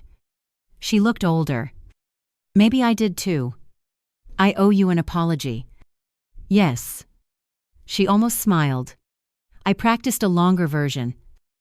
Don't. She nodded. Then I knew Nathan was having an affair. I knew Melissa's place in the family was becoming inappropriate. I decided closing the company sale mattered more than telling you immediately. I said nothing. I told myself I was protecting Sophie from scandal, and Walter from stress, and Nathan from himself. And me, her eyes filled. I told myself, you'd be hurt later either way. That was brutally honest. So, later was more convenient. Yes. I appreciated the word. Not good. Not justified. Convenient. She continued. When he moved your seat. I asked why. He said it was transaction optics. I knew enough to say no. But you didn't. No. Why? Because I had spent my entire marriage letting Walter and then Nathan tell me business was the reason normal rules had to bend. That explanation did not erase her choice. It did explain the family. Colworth had trained them to treat business continuity as the highest value. Everything else could wait. Marriage. Truth. Boundaries. Wedding costs. Affairs. After close, I said I don't forgive you yet. She nodded. I know. But I believe you. That was all. We did not hug. Months later, forgiveness arrived without an announcement. She sent me a birthday card. I answered. That was enough. Walter took longer. He believed Avery Meridian had stripped the family of something sacred. He had money. He had retirement. He had no office. That last part was the problem. For 50 years, people answered when Walter called. After the acquisition, some calls went to Helena. He hated her for 6 months. Then she invited him to tour the modernization project at Colworth's oldest plant. Not as chairman, as former owner. He went. Engineers showed him new equipment. One technician thanked him for keeping the plant open decades earlier during a recession. Walter cried in the parking lot. Grant told me. I did not see it. But I understood. Legacy is healthier when it becomes history instead of authority. Walter eventually donated old Colworth archives to a local industrial museum. He insisted the exhibit call him second-generation chairman. Helena allowed it. Some vanities are harmless. Nathan moved to another city after the divorce. For almost a year, he did no executive work. He completed the court program, consulted privately on 2 projects, started therapy. According to something he later told Sophie, I did not track him. That was intentional. Lila once asked, do you want notice if he joins another company? No. Are you sure? Yes. I had spent 12 years orienting parts of my life around Nathan's calendar. Recovery meant allowing his calendar to become irrelevant. Then one morning, a trade article appeared without me searching. Former Colworth president joins Midwest energy startup as operating advisor. Advisor. Not CEO. I read one paragraph, then closed it. No anger. No fear. Progress. My father remained chairman of Avery Meridian for another 2 years. He never became directly involved in Colworth operations.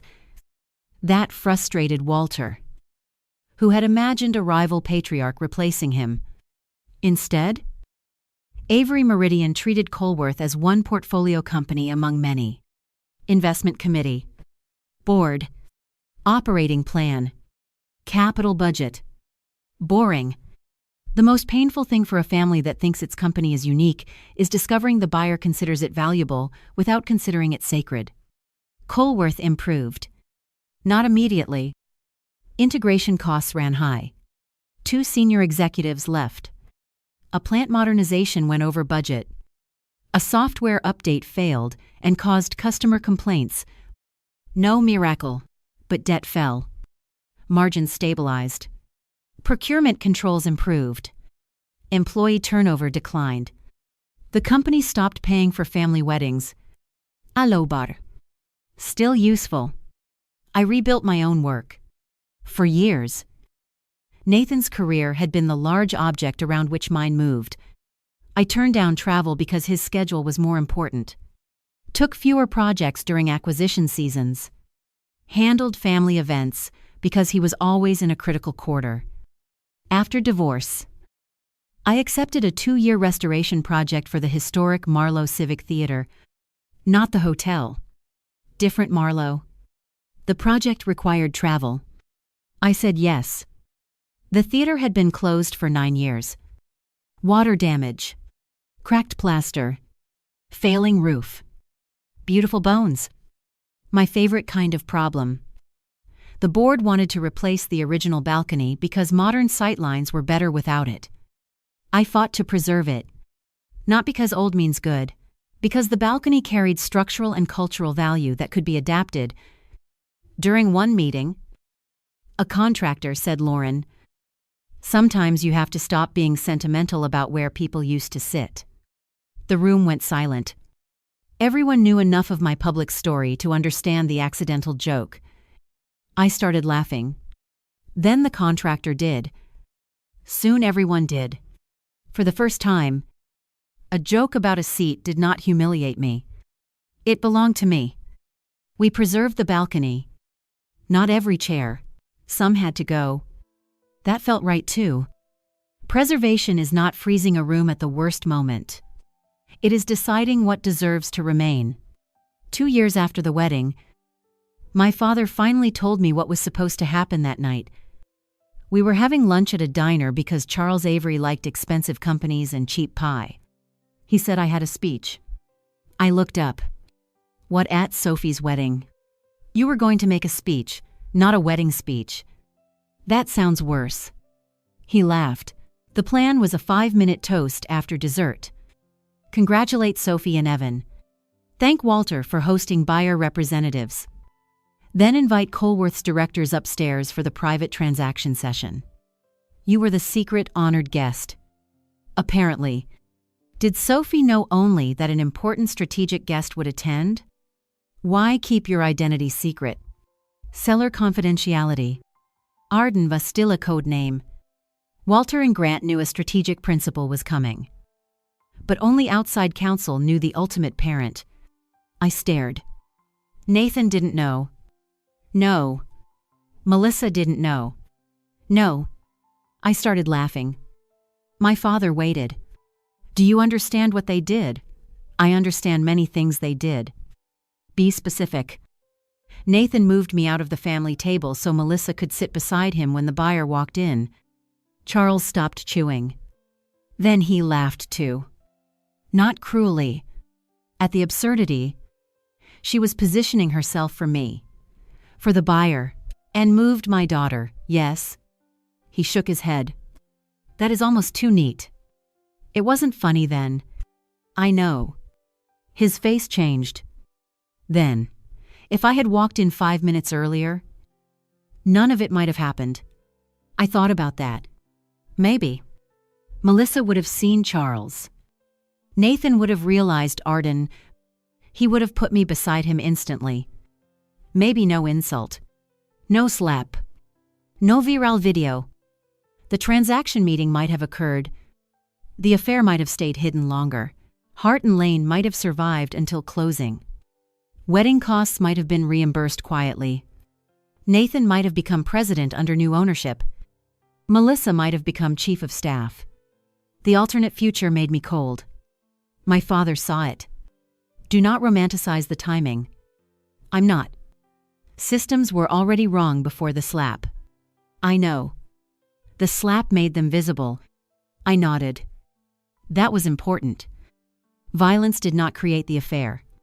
Did not create Hart and Lane. Did not create family entitlement. Did not create weak approvals. Did not create the acquisition conflicts. It exposed them in a room too large to control. Sometimes a crisis is not the beginning of failure. It is the moment failure becomes observable. Charles finished his coffee. Then he said, I also owe you an apology. For what? The entrance? You didn't plan it. I mean after. I waited. Part of me enjoyed that room standing up. That honesty surprised me. He continued, I saw the man who hurt my daughter look afraid. And I liked knowing I could affect his world. I looked at him. Did you? For about 30 seconds. What stopped you, Evelyn? Again. Good people are expensive because they tell you no. I smiled. He continued. Then I realized if I used the acquisition as punishment, I would make your marriage part of $600 million of other people's lives. Employees. Customers. Shareholders. Suppliers. I wanted to be your father and chairman at the same time. Can you be yes? He paused. Just not with the same decision. That line stayed with me. Roles can coexist. Authority should not blur simply because love is involved. Nathan and I had failed there. His family had failed there. My father could have failed there too. Process saved him from being the most powerful, angry man in the room. That is not a small thing. My final personal conversation with Nathan happened 3 years after the divorce. Not planned.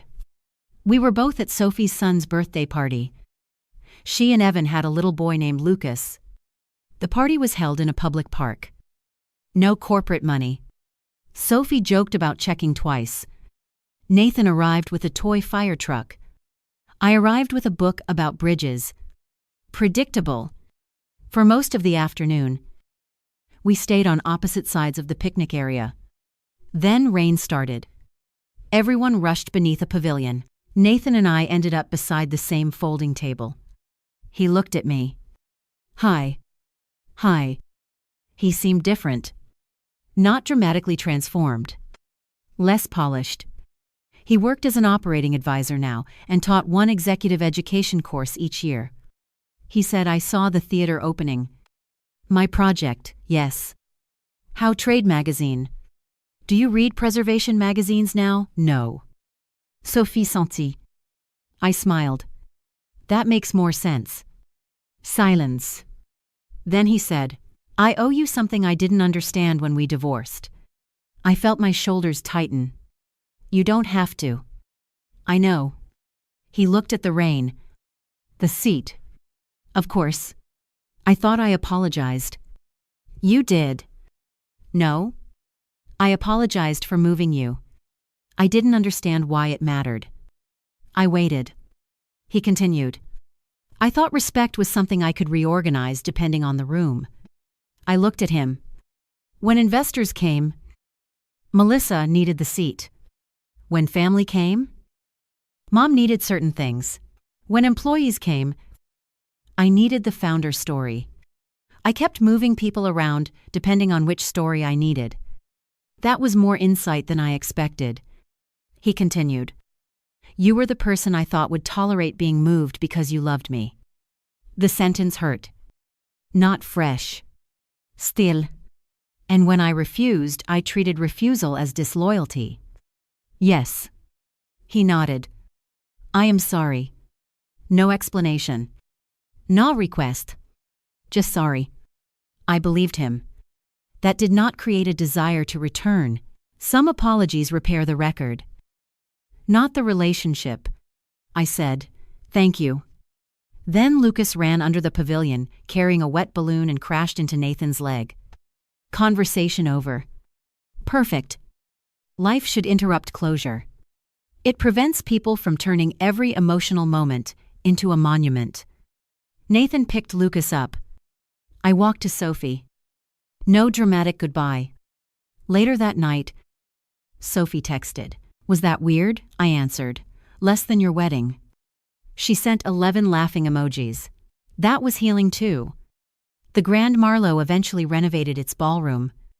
I learned because my firm was asked to consult on preserving the original plaster ceiling. I almost declined the project. Then I looked at the plans. Good building. Bad memory. Those are separate things. I accepted. The first site visit took place early in the morning before events. The ballroom was empty. No orchids. No family table. No laughter. Just chairs stacked against a wall. I walked to the place where I had been slapped. I knew approximately where it was. Not exactly. That surprised me. Memory had preserved emotion more precisely than geometry. The project manager said, "We're changing all the banquet chairs." I laughed. Good? He looked confused. Bad history, something like that. The renovation plan removed the old fixed family-style head table configuration the hotel used for formal galas. New design, smaller modular tables, flexible seating, better sightlines, wider circulation. I approved it for architectural reasons. Still, I enjoyed the symbolism. When the ballroom reopened, the hotel invited consultants to a reception. I went. My father came too. He asked, "Where did it happen?" I looked around. "I don't know exactly anymore." He smiled. "Good." We stood near the stage. No executives rose when he entered. Most guests did not know who he was. He loved that. The hotel served terrible champagne. He complained, "Some things never change." I thought about the phrase that had followed the story online. He slapped the daughter of the man deciding his company's future. Technically true. Misleading. My father did not decide Colworth's future alone. Independent directors did. Seller directors did. Shareholders did. Lenders did. Employees influenced it. Customers influenced it. Auditors changed facts. Lawyers drew boundaries. Sophie cast her own vote. Grant chose certainty over family unity. Diane stopped signing Walter's instructions automatically. Nathan voted against the winning deal. Redwood offered a real alternative. A judge reviewed conflict. Maya Torres's old ticket showed the problem existed before my father walked in. My father mattered. A lot. But the transaction survived because he stopped mattering where he should not. That is a less satisfying thumbnail. It is a better truth. The viral story also said Nathan's family laughed. Some did. Not all. Diane looked away. Walter told me not to ruin the wedding. Grant froze. Sophie was across the room. Two cousins laughed. A vendor laughed nervously. Several guests immediately looked horrified. Humiliation turned scattered sounds into one giant room in my memory. Years later, I watched the hotel footage once. Only once. I noticed a woman from Colworth's legal department stand immediately after the slap. A server stepped toward me. One of Sophie's college friends covered her mouth and began crying. A man at table 14 shook his head at the people laughing. The room did not erupt as one body. That mattered. Pain likes absolutes. Everyone laughed. Nobody helped. The family chose her. The company chose him. Reality contains more witnesses. That helped me trust rooms again. I also stopped using the phrase mistress as if it explained Melissa. She was Nathan's mistress. True. She was also an employee with authority, ambition, conflicts, and her own bad decisions. Reducing her to the affair made it easier to pretend Nathan's corporate failures came from temptation. They did not. He built the approval pathways. He failed to disclose. He promised equity without authority. He treated expected board approval as certain. He moved my seat. He slapped me. Melissa did not make him do those things. She benefited, participated, pushed, humiliated me. Both can be true. The same with Walter. He was not a cartoon patriarch protecting a bad son at all costs. He spent 70 years believing Colworth's survival justified compromise. That belief produced jobs and growth. It also made him excuse behavior that threatened the very company he thought he protected. Good traits become dangerous when they lose limits. Loyalty, efficiency, ambition, family unity, confidence, preservation. I learned that last one personally. Preservation can become control if you refuse to let anything change. At the Civic Theater, we kept the balcony. We replaced electrical systems, removed unsafe backstage structures, added elevators, changed seating, rebuilt restrooms, opened walls. Preserving the building required altering it. I thought about marriage the same way for a while. Could Nathan and I have renovated ours, maybe earlier? Not after the slap. Not after learning he and Diane had managed truth around the acquisition.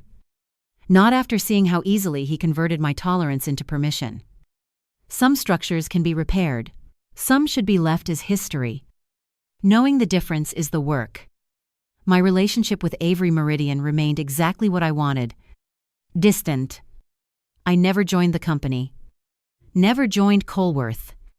Never accepted a formal role through my father. When Charles finally retired, the new chair was Evelyn Ross. Not me. A business magazine asked whether I felt passed over. I laughed for a full minute. I have never worked there. The reporter said, "But you're the founder's daughter. That is not a job description." The quote ran. My father framed it. Of course he did. He hung it in his office, beside a photograph of my mother. I threatened to remove it. He said governance. I said, that's not what governance means. We argued. Normal family conflict. No acquisition. Wonderful. Avery Meridian owned Colworth for 7 years before selling a minority stake to a pension consortium while retaining control. Colworth's value increased. Not because of my father alone. Not because Nathan left. New management. Capital spending. Good markets. Strong employees. Some luck. Nathan's original insight remained embedded in the company. Route optimization. Building analytics. Integrated systems. People sometimes ask whether he deserves credit after everything. Yes. Credit is not innocence. He built something valuable. He also behaved in ways that made him unsafe to continue leading it. Both belong in the record. That is one of adulthood's least satisfying truths. A person can be talented and harmful, loving and controlling, generous and dishonest, right about business and wrong about people. The desire to make someone entirely one thing is another form of editing. I do less of that now. 18 months after the acquisition, Avery Meridian conducted its own transaction post-mortem. That was normal for large deals. What was not normal was how uncomfortable the conclusions were. Colworth had not underperformed disastrously. It had simply failed to meet the most optimistic integration assumptions in Avery's original model. Manufacturing upgrades cost more. Customer migrations took longer. 2 expected procurement savings did not appear. The energy controls business needed more engineering investment than projected. Avery Meridian had been correct that Colworth was valuable. It had also been too optimistic about how quickly ownership change would fix operational complexity. Evelyn Ross presented the review to the Avery board. My father sent me the public summary months later. One sentence caught my attention. Transaction teams placed excessive weight on founder-sponsored forecasts during pre-sign diligence, despite internal sensitivity analyses showing wider execution ranges. Founder-sponsored forecasts. Nathan. Before the wedding. Avery's team had been impressed by him too. That mattered. It would have been easy for my father's company to rewrite history after the scandal and pretend they had always seen Nathan clearly. They had not. They believed his forecasts, liked his confidence, wanted his customer relationships, expected him to lead post-close. One junior Avery analyst, Ben Foster, had written before the wedding management case, assumes unusually high retention of cross-sell revenue. Recommend downside weighting if founder role changes. His note received 2 responses, good point, and founder continuity expected. Another future treated as fact. The irony was not subtle. Even the sophisticated buyer had built part of its valuation around Nathan remaining powerful. The wedding did not only expose Colworth's dependence, it exposed Avery's promise. Evelyn's postmortem changed acquisition policy. When a transaction model depended heavily on a founder or family executive, the investment committee now required a formal key person downside case. Not, what if this person dies broader? What if this person leaves? Is removed? Becomes unavailable? Or turns out to be less transferable than the model assumes? My father called it the Nathan Rule. Evelyn refused to let him. Official name, Management Dependency Sensitivity. Much better. I told Charles, please never tell Nathan there is a rule named after him. There isn't. Good? Unofficially, Dad. He laughed. The postmortem also examined the conflict response. Avery Meridian had done many things correctly: recusal, independent committee, separate counsel, documented bitter comparison. It had also made mistakes. The night of the wedding, an Avery executive texted a colleague, after what Nathan did, "There is no chance Charles lets this deal die without taking him out." That message appeared in litigation discovery. Embarrassing. It suggested people inside Avery assumed my father would use the transaction personally, even though he had recused. The employee was not disciplined for having an opinion. But the postmortem noted a cultural issue. Formal recusal is weakened if surrounding teams still treat the conflicted leader's presumed wishes as instructions. I read that twice. That was sophisticated. Power does not need direct orders. People anticipate. They please. They infer. Nathan's family did that around him. Colworth employees did it. Even Avery executives did it around my father. Charles read the same section and became quiet. What he said. This is why retirement is good. Because people obey you when you aren't speaking. Sometimes, that sounds terrible. It is extremely convenient. I laughed. Then he said, "Convenience is the warning." Diane had used that word too. She postponed truth because later was convenient. Nathan routed invoices through active vendors because onboarding new ones was inconvenient. Grant missed a warning because attention was scarce. Avery analysts accepted founder continuity because it simplified modeling. Different stakes. Same human temptation. Good governance adds friction at the place where convenience becomes somebody else's risk. That idea followed me into my own profession. Historic preservation is full of people who hate friction. Developers want approval. Cities want tax revenue. Preservationists want protection. Neighbors want parking. Architects want design integrity. Every side thinks the other is slowing down, something obvious. I began teaching a graduate seminar called Decisions in Existing Places. The title sounded harmless. Half the course was really about authority. Who can approve demolition? Who can waive? Who must be consulted? Whose consent is legally required? Whose voice is morally relevant, even if not legally controlling? On the first day, I told students, if everyone agrees instantly, check whether someone is missing. One student wrote it down as if profound. I had learned it from a chair. At the end of the semester, students analyzed the Marlowe Civic Theater renovation. One group argued we should have removed the balcony because it limited modern flexibility. Another argued preservation law should have forced us to keep every original seat. Both were wrong. The final solution preserved the balcony structure but replaced unsafe seating and added accessible positions. Keep the value, change the part that no longer works. That became how I thought about family too. I did not keep my marriage. I kept some relationships. Sophie. Eventually Diane. A polite connection with Grant. A distant, humane understanding with Nathan. I did not keep Walter as a father-in-law. We became people who sent holiday cards through Sophie for 2 years.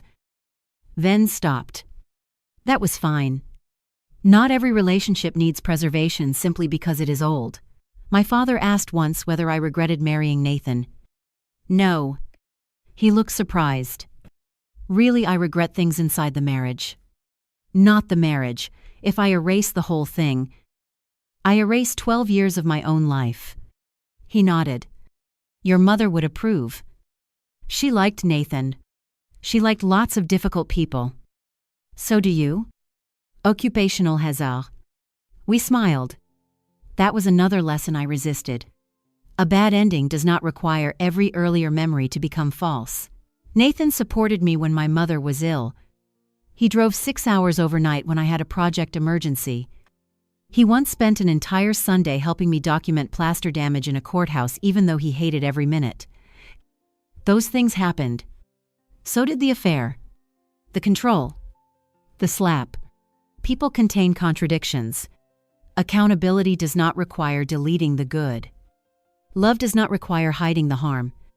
That balance felt more adult than forgiveness slogans. Colworth employees reached a similar place with Nathan. The company history display at headquarters included him prominently. Founder, president, growth years, major customer wins. It also included the governance transition, not the affair, not my wedding, institutional history, not gossip. A timeline read 2026 Governance Review and Change of Control. Company enters Avery Meridian portfolio, independent board structure adopted. Nathan did not disappear from the wall. Neither did the change. That was accurate. He visited the headquarters once for the company's 70th anniversary. Employees applauded. Helena Brooks, the independent chair, introduced him as founder family leadership, then introduced the employee board representative, then the current CEO. 3 sources of history. No one person owned the stage. Sophie s'en met à photographe. Nathan was smiling. Walter was beside him. Grant stood farther back. For a moment, the family looked intact. I knew better. Intact is not the only form of survival. Sometimes a family survives by becoming less unified. Separate homes, separate votes, separate truths, less impressive in photographs, healthier in real life. On the 5th anniversary of Sophie and Evan's wedding, she sent me a photograph. The original family table. Before dinner. Empty. My place card beside Nathan's unlock. Her caption. The most expensive chair in Colworth history. I laughed so hard I had to sit down. Then she wrote, "Too soon," I answered. 5 years is exactly right. She replied, "For the record, I would have made Melissa move." I typed, "I know." And I did. That mattered more than rewriting the past. I knew who Sophie had become. She knew who I had become. We did not need her younger self to have anticipated everything. People can learn after failure. Nathan did. Diane did. Walter did. Somewhat. Grant did. I did. My father did. Even organizations did. Colworth changed delegated approvals. Avery Meridian strengthened conflict recusal. Grand Marlowe changed private event billing controls after discovering how business and wedding charges became mixed. Hart and Lane's former staff created better related party declarations at their next companies. Sophie reads every event invoice now. She says trauma made her excellent at weddings. I tell her not to build a career from it. The line I remember most from that night is not the slap, not the laughter, not Dad. Come inside. It is Nathan saying, "Do what she tells you." That sentence revealed the hierarchy he believed existed. Melissa wanted something. Nathan ordered it. I was supposed to comply. A chair became a test of whether I would accept the role assigned to me. When I refused, he used force. Everything after that was people rebuilding boundaries. My father refused to use buyer power as personal punishment. The acquisition committee refused to treat outrage as valuation. Colworth's board refused to restore Nathan simply because he was valuable. Shareholders refused to treat the highest headline price as automatically best. Sophie refused family unity when unity required silence. Grant refused legacy when legacy meant hidden cost. Diane eventually refused Walter's voting instruction. Nathan eventually learned refusal was not betrayal. I refused to authenticate a marriage story that made transaction stress responsible for his choices. No is not always dramatic. Sometimes it is I will not move. I will not sign. I will not approve. I will not hide this. I will not speak for that role. I will not decide for someone else. The best institutions are built to survive those sentences. So are the best relationships. Nathan's mistake was not only that he hit the wrong man's daughter. That framing still gives too much power to fathers. His mistake was believing my dignity changed depending on who was watching. If Charles Avery had been a retired schoolteacher, the slap would have been equally wrong. If Avery Meridian had never heard of Colworth, Melissa still had no right to take my place and order me away. If the acquisition had closed exactly as Nathan planned, I still would have deserved the truth. The fact that my father chaired the buyer only made Nathan's assumptions expensive enough for everyone else to notice. That is the irony, not the morality. The morality was simpler. I was allowed to say no before anyone important walked into the room. At the renovated Grand Marlowe, the hotel no longer uses assigned head tables for most gala dinners. Clients prefer flexible layouts. One evening, years after the wedding, I attended a preservation fundraiser there. A young event coordinator handed me a seating card. Table 6, open seating. I smiled. She asked, "Is something wrong?" No. I walked into the ballroom. Chairs everywhere. No throne. No family table. No designated place beside any man. I chose a seat near the aisle. My father arrived late and sat 2 tables away. No one stood. Perfect. During dinner, the speaker talked about restoring a courthouse. I listened. My phone stayed in my bag. No emergency message. No acquisition. No one to summon. At the end of the night, I walked past the ballroom doors alone. I thought about the woman I had been standing beside that family table. She believed the fight was about keeping her seat. It was not. It was about whether another person could decide that her place disappeared because someone more useful wanted it.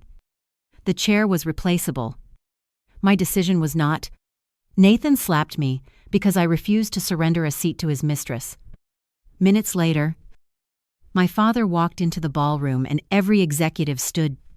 For years, people told the story as if that was the reversal. It wasn't. The real reversal happened before the doors opened. I said no. He used force. And instead of teaching me to obey, that moment taught everyone around us exactly what his power had become. My father did not stop a wedding. He stopped a business process from pretending nothing had happened. The board did not save me. It protected the company. The shareholders did not avenge me. They chose a transaction. The court did not repair my marriage. It named an act and set boundaries. I did the part no institution could do. I stopped measuring my worth by whether Nathan, Melissa, or his family allowed me a place at their table. He slapped me to prove she could take my chair. By the time the night ended, the chair no longer mattered. I was standing. And this time, I was the one who decided where I belonged. Scriptwriter Nguyen Van Hoang,